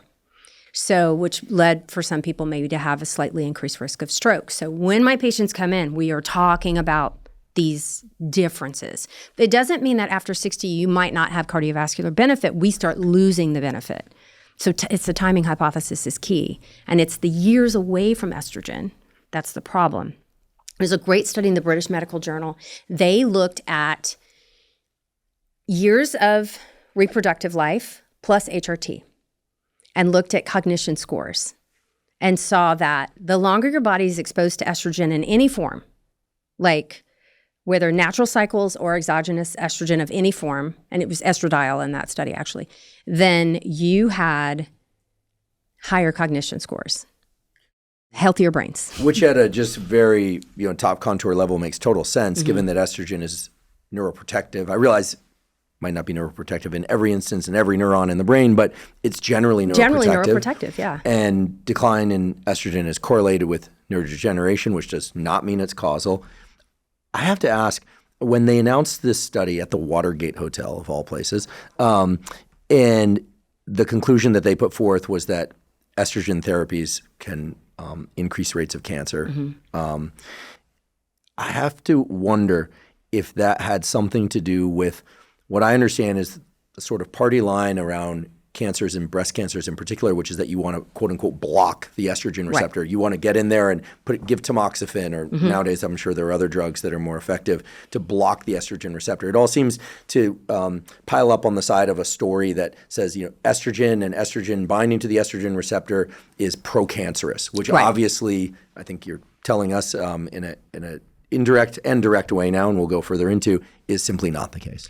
If you take a healthy breast cell and dump it in a petri dish and then marinate it with some estrogen, it's not teratogenic. I mean, it's not carcinogenic. Estrogen is not carcinogenic. We live with it our whole lives. If it was in pregnancy, for those of us who are ever pregnant, when our estrogen levels skyrocket, we would see this uptick in breast cancer, and we don't. In fact, I think there's some evidence for the opposite, that getting pregnant prior to age 40 is it true that that's protective against certain forms of breast cancer? That seems to be somewhat protective for certain forms of breast cancer, yeah. So we have this whole generation of physicians who really weren't taught much about menopause, don't understand the protective benefits of estrogen and menopause's effect on metabolic disease. And they have this mentality of estrogen is bad.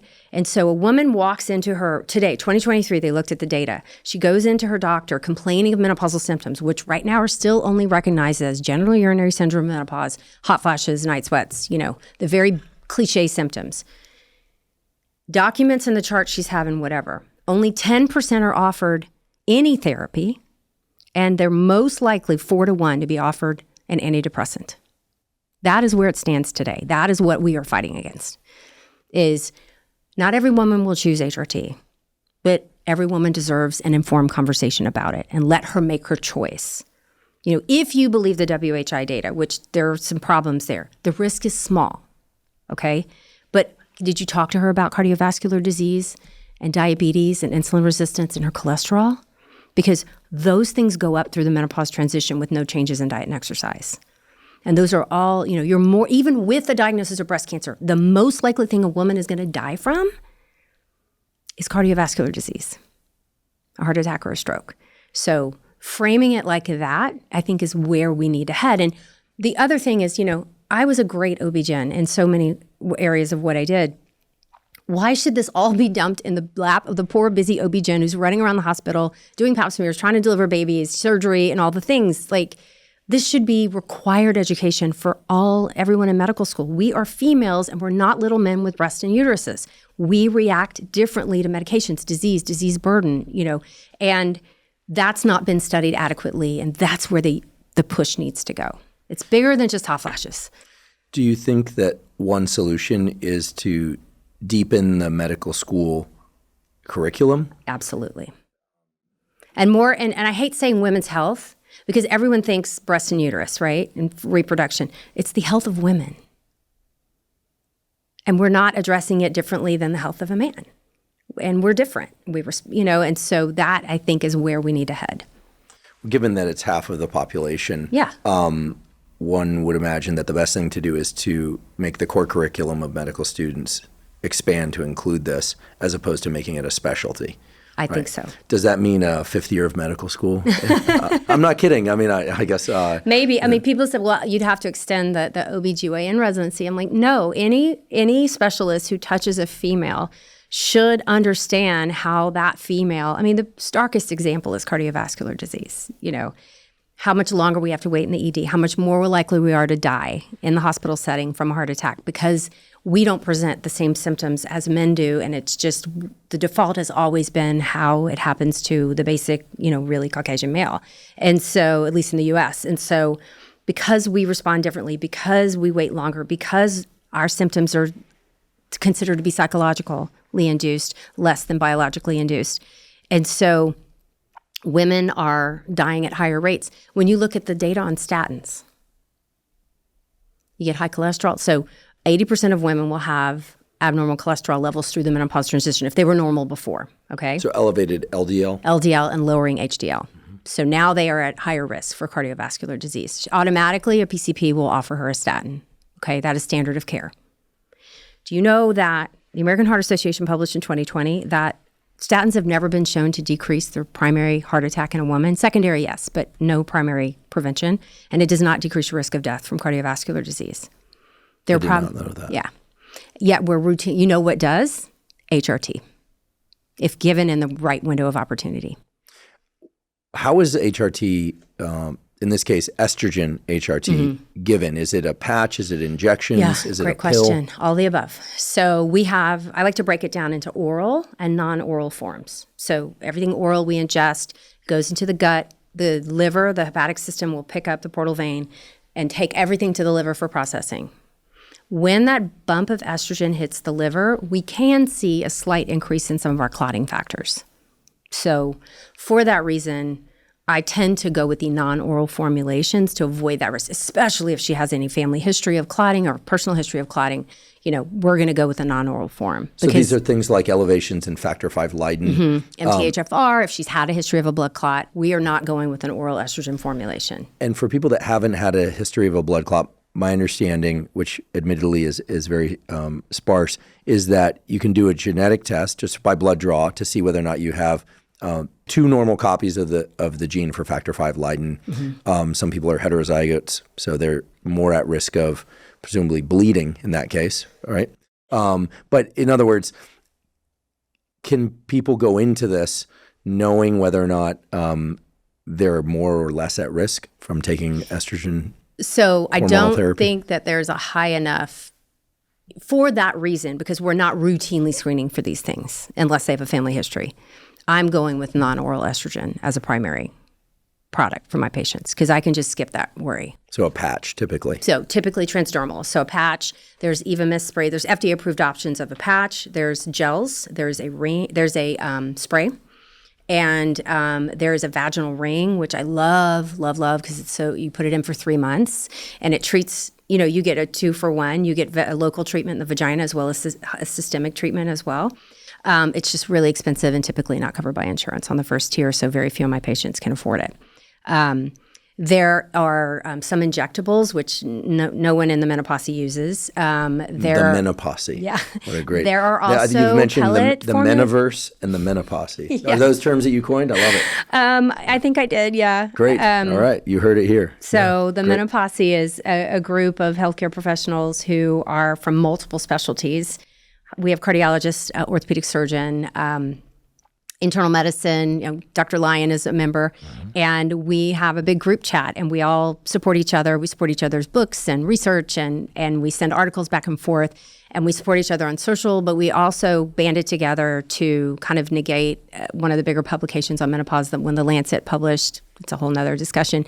But, we are fighting for equity in menopause care and women's health. Great. Nothing succeeds like a group. It's like the old menopause versus the new menopause. I love it. So hormone therapy to increase estrogen, how does it make women feel? psychologically, physically? What are some of the positive changes that can occur aside from just offsetting some of the negative? And I want to make sure that I remember to ask, what if a woman has been in menopause for, has passed that point? Because as you said, it's a day. Yeah. So they passed that point a year earlier, 2 years earlier, 3 years earlier. Given the results of this first study, which, as you explained it, are problematic in their interpretation, the way it was interpreted, as opposed to initially, what's too long? Should women How women long should you start stay on, and when estrogen should you therapy start? in their 40s just to smooth the transition? Maybe. We need more studies in this area. Like, should we just, the minute we figure out, like, I would love, like, I wear a glucose monitor. I have insulin resistance. So For those listening, it looks like a little button-sized on my arm, sticker on the back of the arm. I would love to develop one to track estrogen levels starting in your 30s. Just see where you're at. Start seeing, are you having aberrations in your cycle? And we can start the perimenopause journey and talking about, should we begin supporting? I think there's a tremendous amount opportunity for research in this area. But typically, we are not starting patients until they're very symptomatic if they're perimenopausal or they're postmenopausal. So in general. So if a woman is in her, let's say, late 30s, she is anticipating perimenopause or maybe is in perimenopause and wants to start low-dose hormone replacement therapy. I think it's something worth mentioning that not all, presumably the dosages are tailored, and then blood. So a given dose is tried, blood is drawn, you measure estradiol. So we're not, we don't have established levels of like therapeutic ranges of estradiol. What we found is that when we do that so far, I think we have some opportunity here. If my level's 50 and your level's 50, I could feel like I'm on top of the world, my symptoms are gone. You still need more. So we are titrating from symptoms. I see. Yeah. Interesting. So, that's similar to what is done, similar-ish with testosterone replacement therapy, which these days, I sort of half joke that you can change out the R in testosterone replacement because a lot of men are taking testosterone not as a replacement, meaning their levels are not lower than 300 nanograms per deciliter, which is kind of lower range. They're sort of low, middle, and they're trying to get high, higher range. But hormone replacement therapy, as I understand it, has never been strictly, in men or women, strictly for people who are out of range. That in theory, it can be to optimize, reduce symptoms, right, and to optimize well-being. Right. And I don't know if the medical establishment wants it used that way, but certainly in the case of testosterone replacement therapy in men, it's being used that way quite often, in fact. So we don't have established therapeutic ranges for estradiol. If she's POI, premature ovarian insufficiency, we know we want to get her to 100 or around 100 or higher in picograms per deciliter. But in the menopausal patient, we're rarely checking levels, but I do think we have an opportunity to learn a lot more now that we're able to track how does it affecting your cholesterol. We need to look at those numbers. Like, what's the optimal dose for cholesterol? What's the optimal dose for cardiovascular disease? All these studies have looked at was she on it or not? So that's where I think the opportunities can come. So if a woman goes on hormone replacement therapy, how often is she coming in for blood draws, or are you just, Well, it depends. Like testosterone, we tend to check more often. We don't have an FDA-approved option for women for testosterone. And really? So, no. Huh. So we either try to get her T-stem, or she's finding someone to insert a pellet or something, and there's other issues with that. What I do in Texas, it's really hard. The pharmacists do not like to do the T-stem for patients, and I've even T-stem? T-stem is the gel, and I end up compounding it in a cream and do a transdermal cream for the patients, but there's such variable absorption. We do tend to check more levels of that just to try to get her therapeutic. So what for women at peak dose is somewhere in a healthy female, 35 to 70. And it's so I had a woman coming in with signs of hyperandrogenism. She's, deep voice, hair growth, whatever, acne. And I'm going to check a level. If it's above 90 for females, I need to look for a tumor. Like, that's too high, okay? Or PCOS, it can get that high. Certainly above 200, that's outrageous. So I'm trying to get my patients, 60, 50, 70. But if she's like 50 and she's got her libido back and she feels great and everything's wonderful, then I'm hold, because the higher we go, the more likely you are to have side effects. So you're losing hair, temporal hair loss, voice deepening, acne, new chin hair, losing hair where you want it, gaining hair where you don't want it. Is how I explain it to patients. And so when you say 50, that's 50 nanograms per deciliter. Mm-hmm. I think many people, including myself, were surprised to learn that women actually have higher levels of testosterone than they do estrogen. Mm-hmm. Outside in absolute of ranges, yeah. Right, in absolute ranges. And I can tell you right now, your natural level of estradiol is higher than mine. Now, I supplement, but like when I go through menopause, your residual estradiol is now higher than a postmenopausal woman. So this is the estradiol that I have because testosterone was aromatized into estrogen. Yeah. Interesting. So much is breaking down around the old stereotypes about right, testosterone the man hormones and estrogen, female right. hormones. Like testosterone's a human hormone. Right. Estrogen's a human hormone. And they exist in both biological sexes. Yeah, it's sometimes unfortunate that compounds in the body get names like steroid hormones because then people hear steroids and then it has a gravitational pull toward anabolic steroid use. Or even the word fat. It's like, dietary fat versus subcutaneous fat versus visceral fat. Visceral just fat. have this negative connotation. We need better nomenclature to avoid a lot of the confusion that exists out there. What are some of the other hormones that can be reduced and can possibly be replaced by hormone therapy, like progestins? Is there a role for adjusting things like prolactin, or is there a role for other hormones in that? What sure is to be a multifactorial thing. Right. I mean, I think menopause is a process, not an event. Hypogonadism for females, right? And so we know that, because the pituitary and hypothalamus are involved, and that GnRH, there's some cross-reactivity. So, for example, hypothyroidism. When I have a patient who's on her and doing well on hormone therapy for her thyroid, so she's on T3, T4, whatever she's on, I'm like, listen, we need to recheck your thyroid levels in 6 weeks because giving you back estrogen is going to mess with a little bit of that feedback cycle. So we need to make sure you're still therapeutic. So I think we've got more work to do with some of the other hormones. But when we talk about replacement in menopause, we are mostly looking at your estrogens, your androgens, and your progesterone. So the formulations can differ.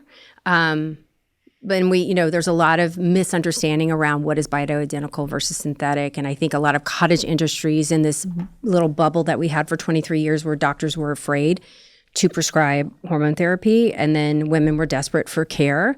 We had some little cottage industries of people I think were well-meaning and trying to help, but kind of develop terminology that really isn't medically specific, like estrogen dominance, and what that really is. And so that is not a term that is in any medical journal. It's kind of something coined, I think, from a well-meaning provider trying to explain what's happening in perimenopause, that you're having more estrogen produced than progesterone than you used to have. So PCO patients do the same thing. There's multiple reasons for that to happen. So when we talk about, in the metaverse of what we're trying to replace, we all agree that we stick pretty much with estradiol. We're just trying to give you back the water you were drinking. So I want to get as close to what your body used to make because that's what the receptor's like. I'm trying to give you progesterone, rather than a synthetic. Not that they're all demonized. Progesterone doesn't work for everyone. I'm glad I have options. And then for your androgens, we pretty much just do testosterone, and we do a transdermal, again, because the oral can be hepatotoxic unless it's undecanoate, which isn't available in the U.S. So, but there's no FDA-approved option for women, so it's not covered by insurance. We know it works for hypoactive sexual desire disorder, what your followers would call libido. We know testosterone it helps. Yeah. Women at the highest quartile of testosterone have better bone density and stronger muscles. So I'm using it off-label for my patients who come in with osteoporosis, osteopenia, or sarcopenia. I'm using it off-label, telling them this is it's not a Hail Mary. We think it works, but we don't have it's not approved for that yet.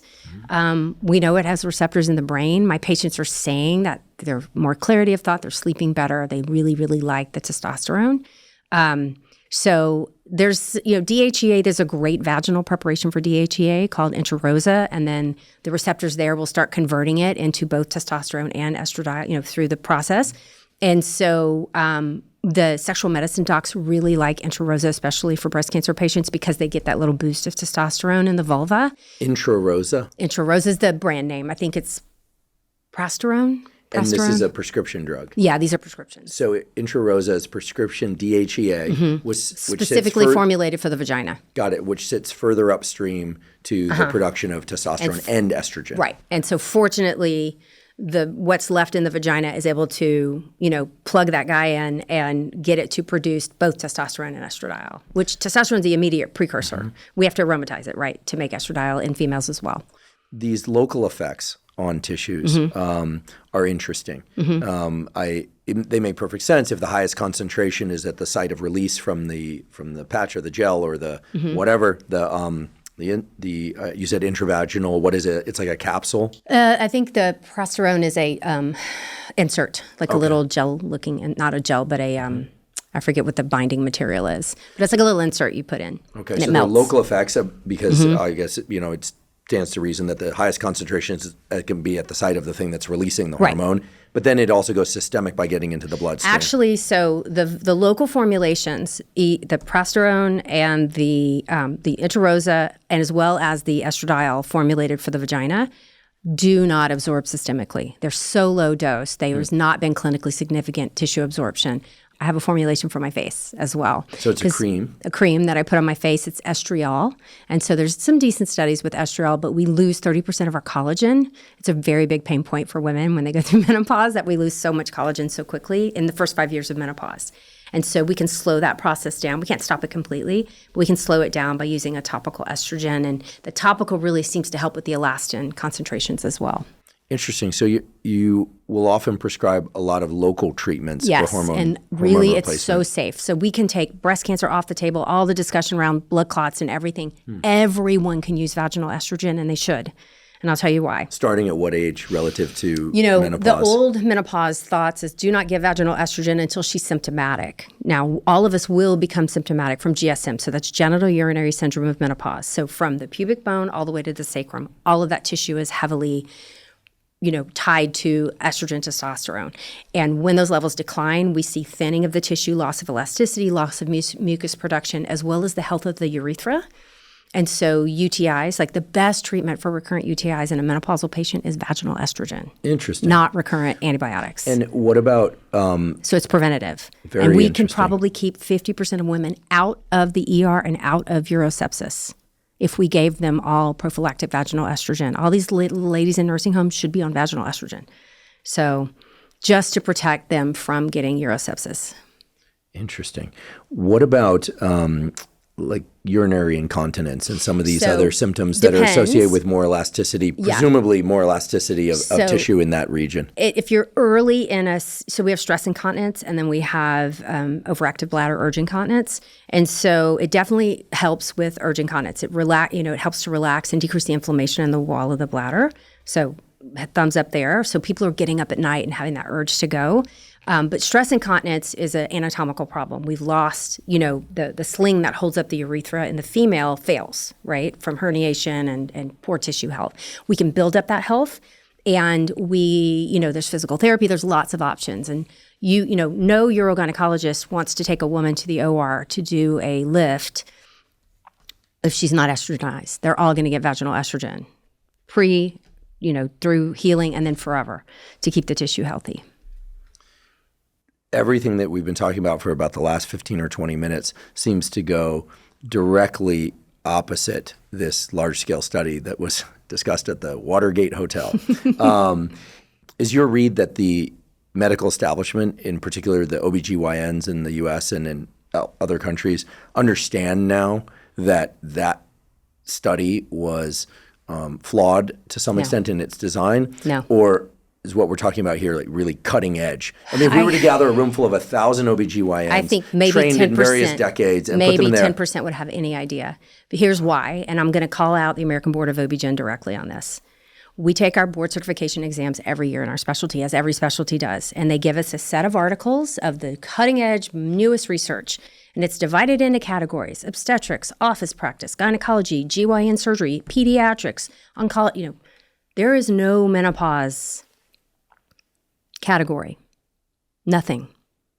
So I went back over like 10 years of all my green journals and looked at how many articles were anything to do with menopause, and it was less than 1%. So they were not systematically trying to put the latest menopause information in front of us. They don't even recognize the Menopause Society as a entity. Well, now they have to contend with the Meno-posse. They do. And because you might see me banned from the ABOC, but you know what? No. But I'm so proud of what I learned. Mm-hmm. I learned amazing things. I am a boss at delivering a baby, at taking care of a pregnant patient. I am great at pediatric gynecology. I was so good with adolescents. Where I failed and where I let the system let me fail was in the care of a woman after reproduction, outside of surgery, outside of her surgical needs. Well, I have to imagine that given the medical profession is interested in the well-being of people and in, for sake of the discussion today, women, that they will be grateful that now you have a microphone, many microphones in various contexts. So that is surprising to me, however. I would think that given the exciting findings around hormone replacement therapy and the kind of obvious, at least when you described them to me, obvious flaws in these earlier studies of, starting hormone replacement therapy when women are already later. At 61, when they've already accumulated, in many cases, some health issues, that it would be kind of obvious. You miss the ability to measure the protective benefits. So, but fortunately, we've got great studies coming out of like the Danish data, the Scandinavian data, that are really looking at this again and showing the protective benefits. So, is it generally the case that the studies out of Europe and Scandinavia are more forward-thinking? It depends. Some of the most forward-thinking, shockingly, is come out of Asia, a lot out of China. And I asked my husband, he's worked there before, and he said there's as many researchers in China that are female as male. It's not like they have a big stay-at-home culture. They're not. Women are expected to work, and they're getting PhDs, and they're doing the research. And so, and he thinks, at least in his N of one, his humble opinion, and he's an engineer, that's. I was like, why do you think you've worked over there? He goes, I think because there's just as many women who are writing the papers as men. Interesting take. I like it. It makes good sense. What are the various things that people can do in terms of non-hormone replacement therapies that can support them through really into and through perimenopause and menopause? We talked about nutrition earlier. Maybe we could touch on that a little bit more. We talked about behaviors, resistance training, maintaining, maybe even increasing muscle mass. There's no pressure to include them, but what about the various supplements that we hear about that can touch on, or we are told can touch on these hormone pathways? Things like DIM, things like grapeseed extract, things like I think the data evening primrose. I don't think they're harmful, but there's just not robust data to really support. So Menopause Society went and looked at all of them, even soy and everything, and they just, outside of cognitive behavioral therapy, which can be helpful but is not a menopause cure, they didn't find much in the supplement world that would stop. Remember, we're defining menopause as hot flashes and general urinary syndrome of menopause. So, when I'm recommending supplements to patients, I do think there's some okay data on turmeric for maybe hot flashes, but I'm not saying to take that instead of replacing the estrogen your body is missing greatly. I like the anti-inflammatory benefits of that supplement. I'm recommending fiber. 80% of my patients are deficient in vitamin D and struggling to get it absorbed. I'm recommending creatine for muscle. I'm recommending, there's a specific bioactive collagen that was studied in menopausal women with osteoporosis where they saw improvement in bone density. So I'm recommending a weighted vest. Great studies, elderly women, but saw improvements in bone density. And I'm like, why do we wait until we're osteoporotic to make the diagnosis? Yeah, this is interesting. So weighted vest. A weighted vest. They looked at long? Creatine, weighted vest, vibratory training in nursing home dwellings. So they were kind of a population where they couldn't go anywhere. Vibratory training is the shake plate? The shake plate. Yep. And so, anything that stimulates that musculoskeletal unit will send the signal to get stronger. What most women don't realize, they know about osteoporosis, right? And they don't want to have it, but they don't understand that your habits in your 30s and 40s are going to put you on that path. And that your body's going to fight to lose muscle and bone naturally through the aging process and accelerated with menopause. It doesn't have to be that way, but you have to do the work, and there's some hacks. And so I love the weighted vest for a hack. I'm like, do the dishes with it on. Go walk the dog. Like how heavy? So you want, in the nursing home, they started at 10% of their body weight. So I'm like, 10 pounds, 12 pounds, start with that. So nothing. Now my husband's obsessed, and we have 6 of them, and they go from 8 to 35 pounds, So I have different weights that I wear. Like if I'm doing leg day, I'll put the heavier one on so I don't have to hold as heavy. So you'll use a weight vest when you're doing leg day? Mm-hmm. Wow. So I can't, because I don't have great grip strength, and so it'll help me be able to squat heavier, but now I'm getting better. I've got the bar going, so I'm getting there, I'm going to tell my sister and my mom this. Yeah, and I've got my sister, doing some resistance training. It's just a cheat. It's so cute on social because they'll post and tag me, and they're walking their dog, or they're doing whatever with their weighted vest on. And now in Galveston, where I live, you can't go. You see it all over the seawall. Everyone's walking with their weighted vests on. I love it, and it's hot down there a lot of the year. Yeah, it's warm. So no excuses, people outside of Texas or in Texas for that matter. But my experience is that people in Texas don't tend to make excuses. Anyway, that's said like a real Californian here. We were talking about this a little bit earlier, and female-specific weight vests.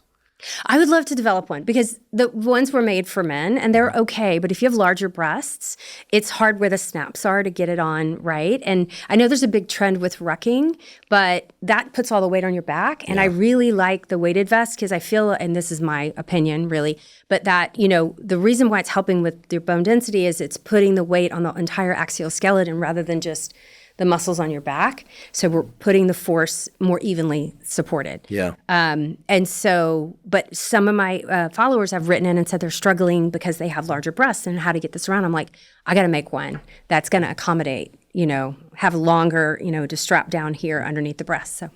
Someone should develop that. You should develop that. Not that you don't already have enough on your plate already. Along the topic, I like rucking. It is sort of backloaded, by definition. Some of the weight vests that are out there are evenly distributed in a way that makes them pretty comfortable. They're not all loaded up front like a special operator or something would wear. So positive effects of the weight vest would be increased bone density. You're doing more work. You are burning a little more calories, you're doing more work. You're getting stronger. Yeah. But I coach to it, with my followers this is part of my osteoporosis prevention pack. Love it. Are you willing to share a few other things that are in the prevention pack? Eating adequate protein, doing resistance training, wearing your weighted vest, creatine, 5 grams a day where most of the studies were done in the women. Creatine monohydrate. Monohydrate, yeah. And then that collagen, consider that collagen. Full disclosure, I do sell that one, but really good investment, I think. Maybe we could talk about collagen for a moment. It's a complete protein? No, it's missing one or two amino acids. So it's not a complete protein. It's better than none. So I do include my collagen in my protein intake for the day because I eat all animal-based protein pretty much. So I figure I'm covered my bases to have 10% of it coming, which is missing 2 amino acids, or I think it's 1 valine. I have to look it up. So. And what are the specific effects of a quality collagen? So there's a lot of controversy there. I've seen the videos. It is broken down into its component amino acids, through the digestion process. But the first ones I looked at were totally for vanity. I was trying on bathing suits with my daughter, who was a little girl at the time. And I was complaining about the appearance of my cellulite. Even thin people have cellulite. And she's, oh, Mommy, it doesn't look that bad. And I, scientist in me was goes on PubMed and starts looking up articles on cellulite and how to decrease the appearance of it. And so I found these articles on something called Visceral, and it was a collagen made in Germany, and they'd actually done really high quality studies, laser measuring wrinkles and cellulite. Germans are precise. And they had positive outcomes. I'm like, well, it won't hurt me. So I ordered some. I Googled, where do I find this Visceral collagen? I find this company, I order it. And then one day I talked about it on the internet. And the company called me and said, would you please let us know when you do that? Because they sold out of their supply for 3 months. So the same manufacturer of that particular Visceral made this Fortibone, did the studies, 5 years doing bone density scans on these women. It was a small study, but they saw improvements. We know what happens to bone density if you do nothing. It goes down. These went up. And I thought, okay, I want to offer this to people. if not them, me, this is a high quality product. I can, and that's part of my, what I offer to people or what I recommend. You can get it anywhere. Other people sell it, not just me. Great. So I'm perplexed. This isn't a challenge, but I'm perplexed. How would a protein that's not a complete protein be beneficial for a body organ like skin, whereas the complete proteins don't seem to do it on their own?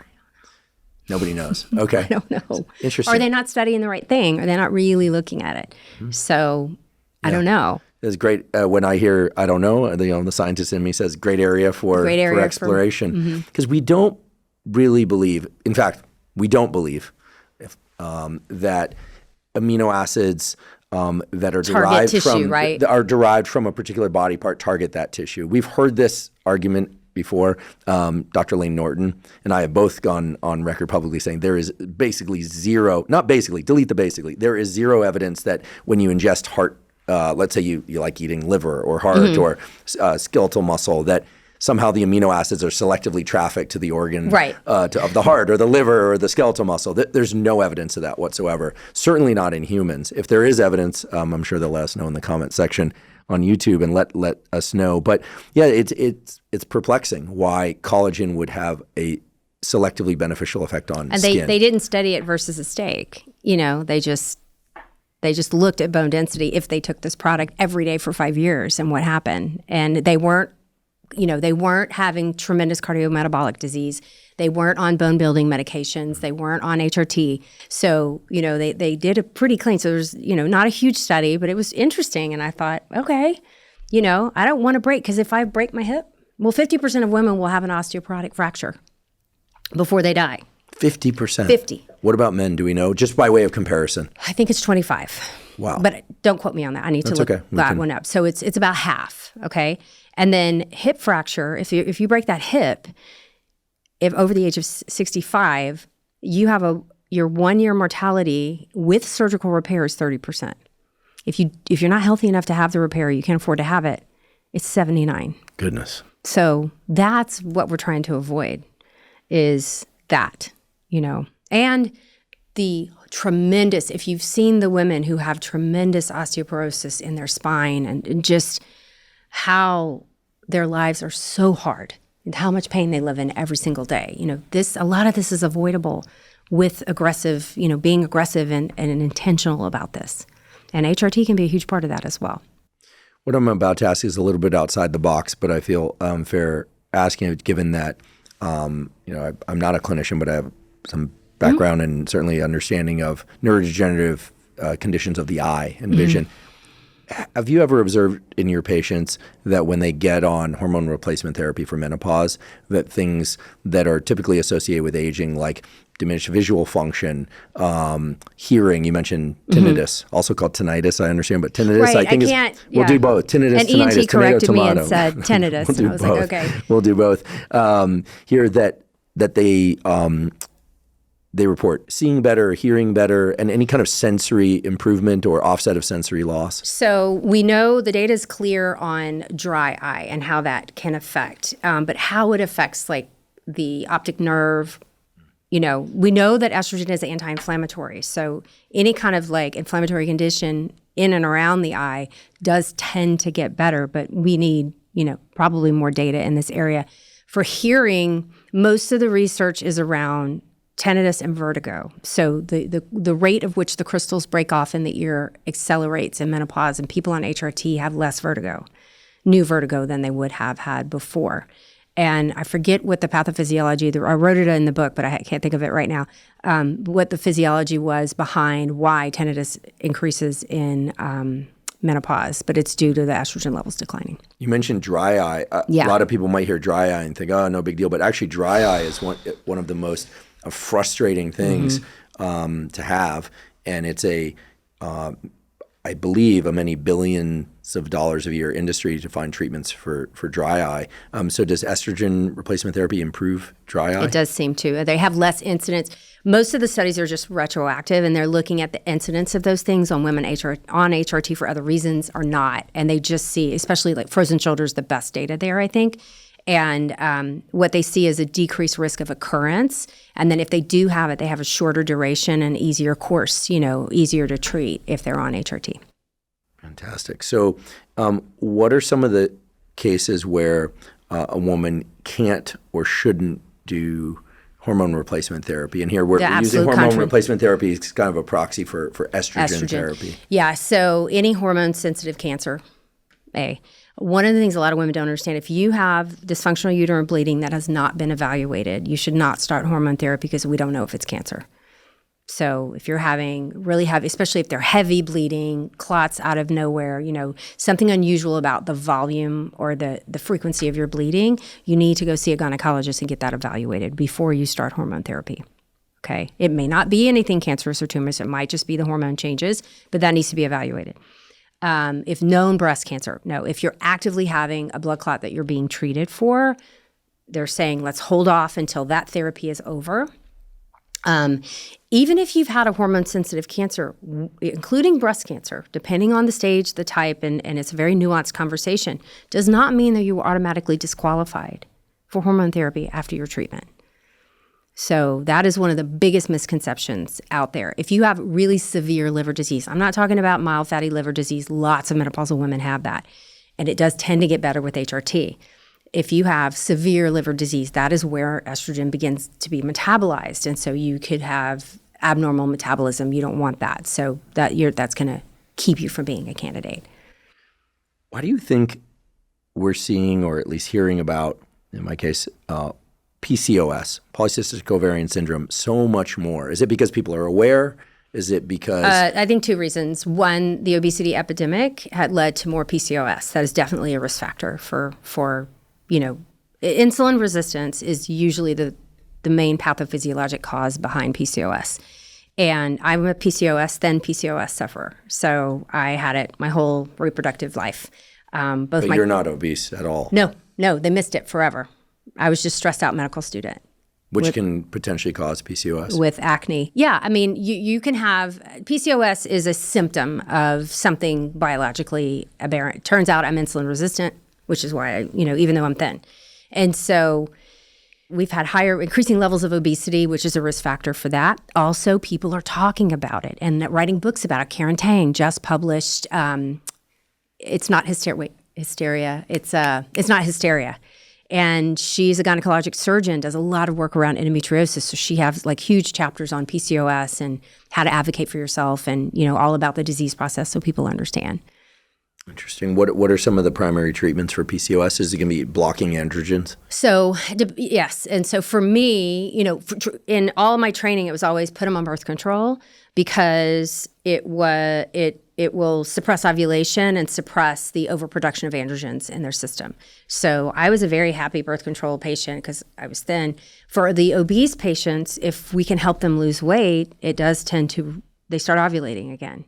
And so now with the new GLP-1s, a lot of PCOS will probably resolve itself. Mm-hmm. And they'll start ovulating again and go back to normal cycles. That's the pregnancies that are happening from GLP-1s. I see. So GLP-1 associated GLP-1 pregnancy. babies, yeah. GLP-1 We babies. saw a surge of that when all the patients, the obese patients, were getting the gastric bypasses. Then they get pregnant. And so we were advising them to not be pregnant until their weight was stable for a year after surgery because of the medical implications of nutrition and pregnancy.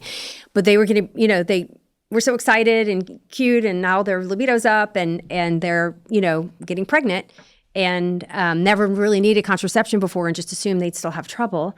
And so now they're ovulating and getting pregnant, and we're seeing the same thing with GLP-1. So anyone listening out there who's prescribing a GLP-1, please talk to your female patients about contraception if they don't want to be pregnant. Very interesting and admittedly unforeseen implications of GLP-1. Mm-hmm. As long as we're there, sure. What are your thoughts on Ozempic, Mounjaro? I think that they can be a really important tool for a lot of patients. I don't think they're for everyone. I don't think people are being counseled adequately, a lot of them. I mean, in my area outside of Galveston where I live, there are med spas giving out GLP-1s. And as far as I can tell, they're just giving them the meds and sending them out the door. I've had patients coming in on it who were never counseled about the potential for muscle loss. So when I look at a patient's health, I look at a 30-year plan, right? And so they come in with a lifelong history usually of having a weight problem and a fat problem, and here's this medication that's going to take the food noise away and help them focus on the habits that are going to keep them healthy longer. So I do have patients that I've prescribed it to. We have a very long discussion about adequate protein intake, resistance training. I have a way to measure their muscle mass. We are tracking that every month for them, every month to 6 weeks while they're, on the medication. So women who are on HRT with the GLP-1 have a 30% increased weight loss. Wow. Yeah. Yeah, I appreciate that you mentioned that the use of Ozempic Mounjaro is not mutually exclusive with resistance training and improved nutrition. No, I think the way it shows up on social media, it's sort of like people assume, well, you got to take great care of yourself and exercise. Well, great, but there are also a number of people that are carrying excess weight to the point where they are at risk of injury when they exercise. Mm-hmm. Everyone's at risk of injury when they exercise. But what I'm hearing is that you basically take the view, whatever can get people in a kind of forward center of mass around management of blood insulin levels, right, et cetera. Because wasn't that the original FDA approval was for type 2 diabetes? Type 2 diabetes. And there's also some data, as I recall, that Ozempic Mounjaro can reduce alcohol cravings. So the reward center in the brain or the noise. So they're looking now, I guess, my friends who are like obesity medicine specialists and are all like reading every study that comes out, any kind of impulsive behavior or reward-seeking behavior, gaming, gambling, alcohol, people are tending to do less of those behaviors because whatever's being blocked in the brain, and you know more about this than I do, seems to help with that.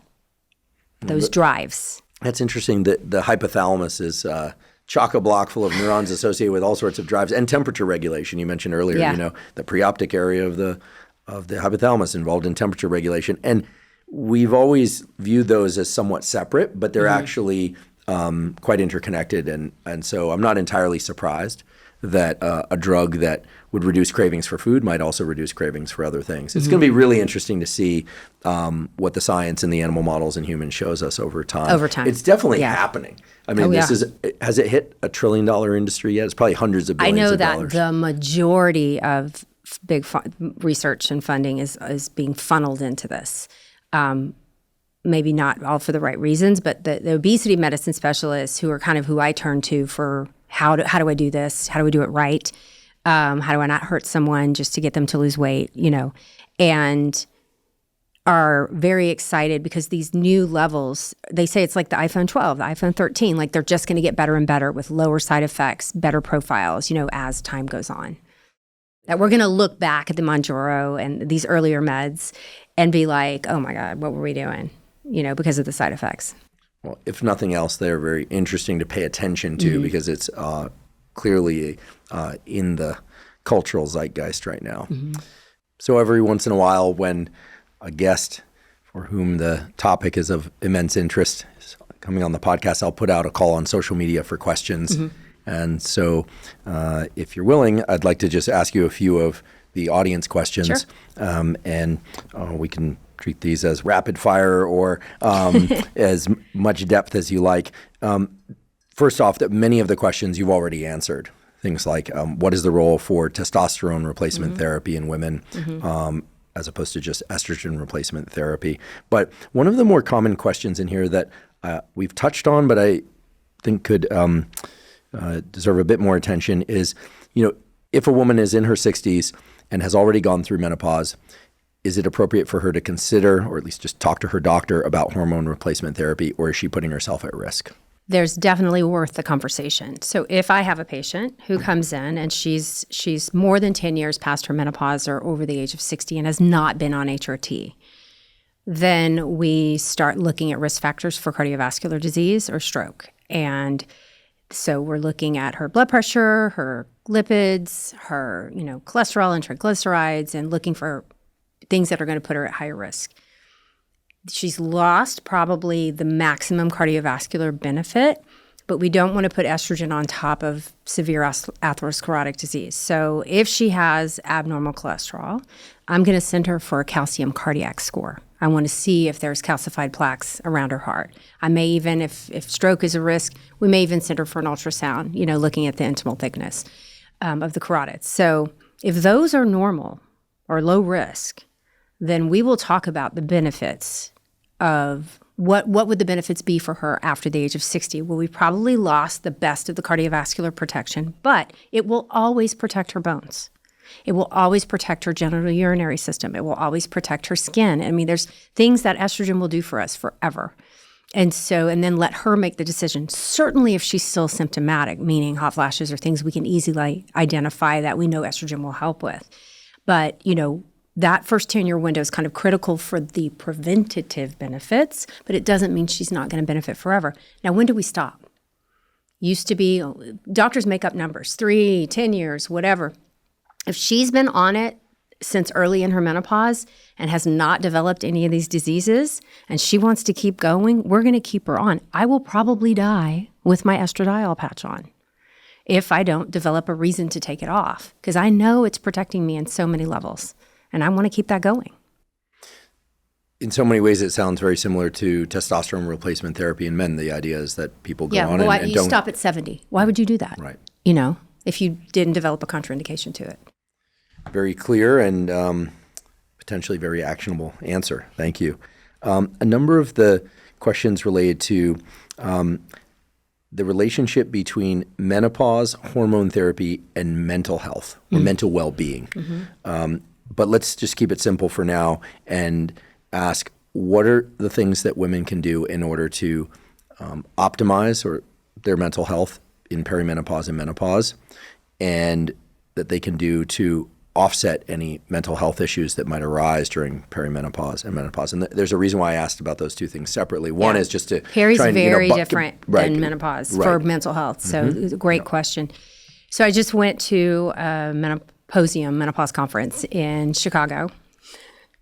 And there was a whole section on mental health, and it was neuroscientists, psychiatrists, and menopause specialists all up there discussing the latest data. It was so fascinating. And so there really is a big difference as far as mental health for what's happening in perimenopause and what's happening post-menopause. And as we talked about earlier, in perimenopause, we have that hormonal zone of chaos.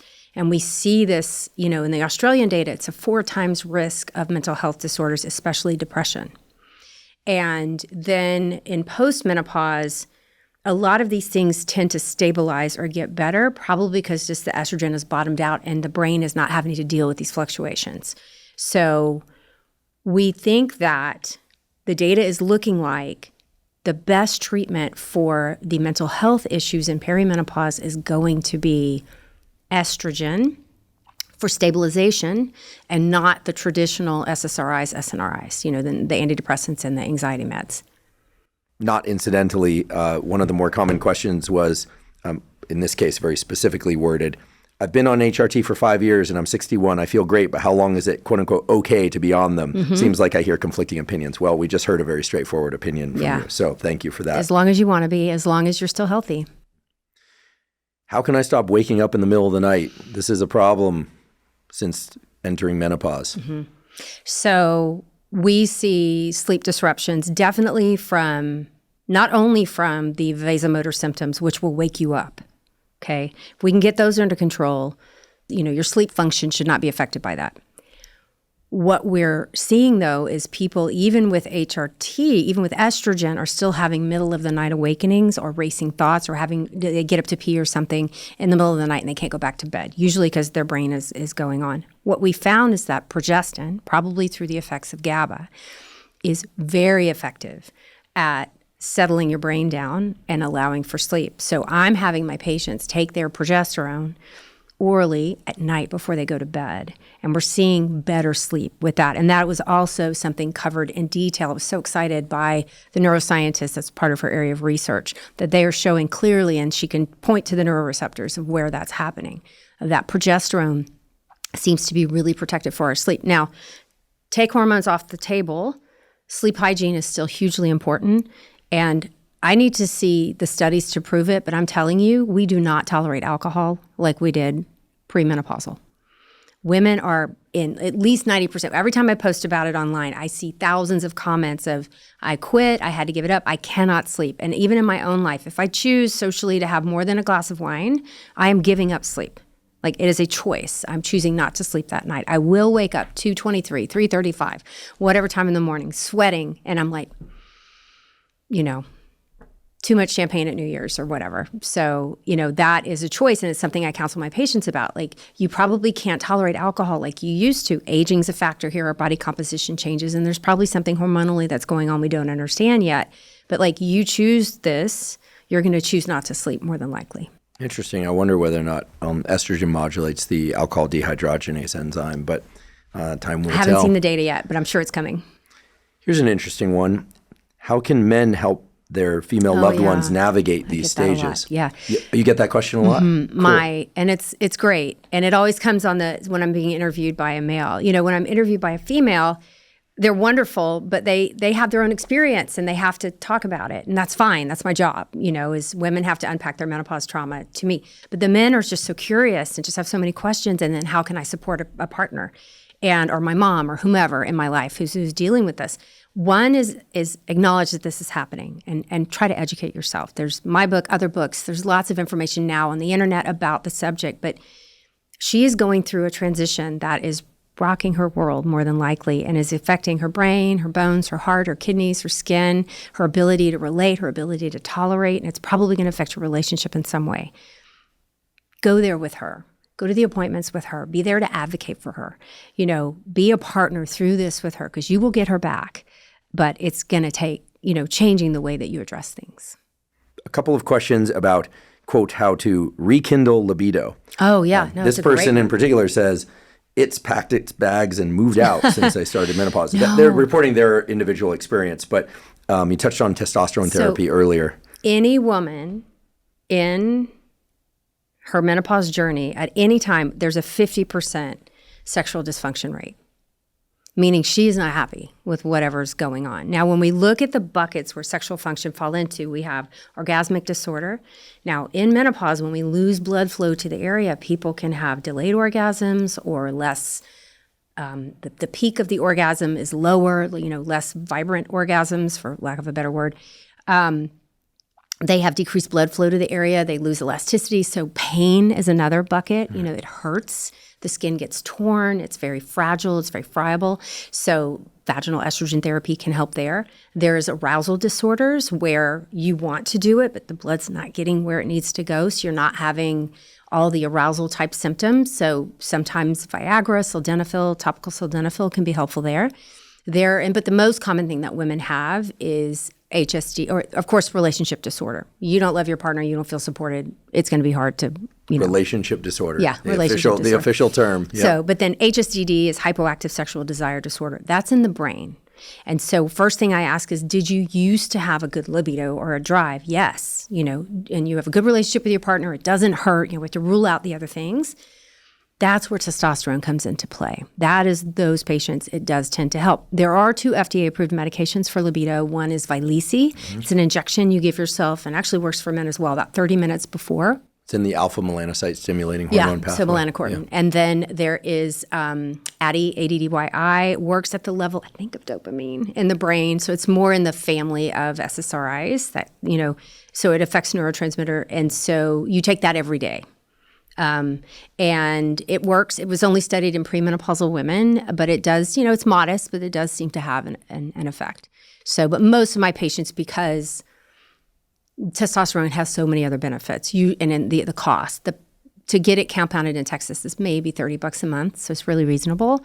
And the Vyleesi and the Addy can be very expensive and usually not covered by insurance. So because of cost and potential other effects, most of my patients choose testosterone if it's HSDD. I see. This is a question about the side effects associated with estradiol hormone replacement therapy. In this particular instance, the person says, what are the best alternatives to estradiol? I've tried tiny amounts, and the side effects, in this case, skin rashes and hives are what they are describing. So I wonder if it's the patch. So there's a certain percentage of patients who it's not the estradiol, it's actually the adhesive in the patch. They will have a reaction to it. So one is try an alternative form.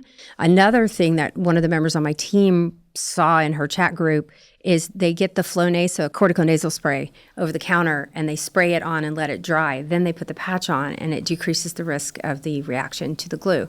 I don't know if that lasts forever, but I thought that was a cool thing to know about. And but what I typically do for my patients is change them to an alternative form. Interesting. Thank you for that. They went on to ask about trying a new supplement called Equelle, E-Q-U-E-L-L-E. I think I read about that one. Again, I don't know what's an Equelle. Okay. But again, not really robust studies. But most of these things are not harmful, but it may be a little snake oil, throwing your money away. Really, the thing that's going to fix the problem for most women is restoring your estradiol. Yeah, because there were other questions about, wild yam and things more in the supplement space, as well as things like acupuncture and herbal medicine. So acupuncture can really be helpful. But again, it's hard to access and can be expensive for a lot of patients, and it's not treating the root cause. But it definitely can help you deal with some of the symptoms and make you more comfortable. And then last question, how best to attack, and here I'm quoting, attack the fat distribution problem at this time? Yeah, you need a multifactorial approach to visceral fat. So nutrition, exercise, women on HRT have less visceral fat, those are kind of the key things. And the way you approach your nutrition with the exercise, with the stress reduction, getting those cortisol level down are going to make you healthier in every other way as well. Great. Well, Dr. Mary Claire, thank you so much for giving us just a wealth of knowledge about perimenopause, menopause, really explaining what those are clearly for the first time on this podcast, and really illustrating the things that people can do to think about these stages of life and to, I don't know if I should say tackle or to dance with the stage of life, whatever term one prefers, in order to offset the negative effects. Yeah. And it sounds like, in fact, it's very clear based on what you've told us that there are real levers of control, including hormone replacement therapy, but other things as well, nutrition, exercise. It sounds like when we put all these together, there's almost like a mindset around perimenopause and menopause that you are promoting, which is one of real agency, that this is not something that is going to bury us mentally and physically. That's something that really can be worked with. And I just want to say on behalf of myself, because I've learned so much from you here and the listeners and viewers of the podcast, thank you for the information today. Thank you for your clinical work. Thank you for your ongoing research into this area, for attending these conferences and learning so much about it so you can bring us the latest. And thanks for your public education efforts, because they are really making a tremendous difference. Thank you. Thank you for joining me for today's discussion with Dr. Mary Claire Haver. To learn more about her work, please see the link to her website in the show note caption, as well as the link to her terrific book, The New Menopause, Navigating Your Path Through Hormonal Change with Purpose, Power, and the Facts. If you're learning from and/or enjoying this podcast, please subscribe to our YouTube channel and follow us on both Spotify and Apple. That's a terrific zero-cost way to support us. In addition, you can leave us up to a 5-star review. Please also check out the sponsors mentioned at the beginning and throughout today's episode. That's the best way to support this podcast.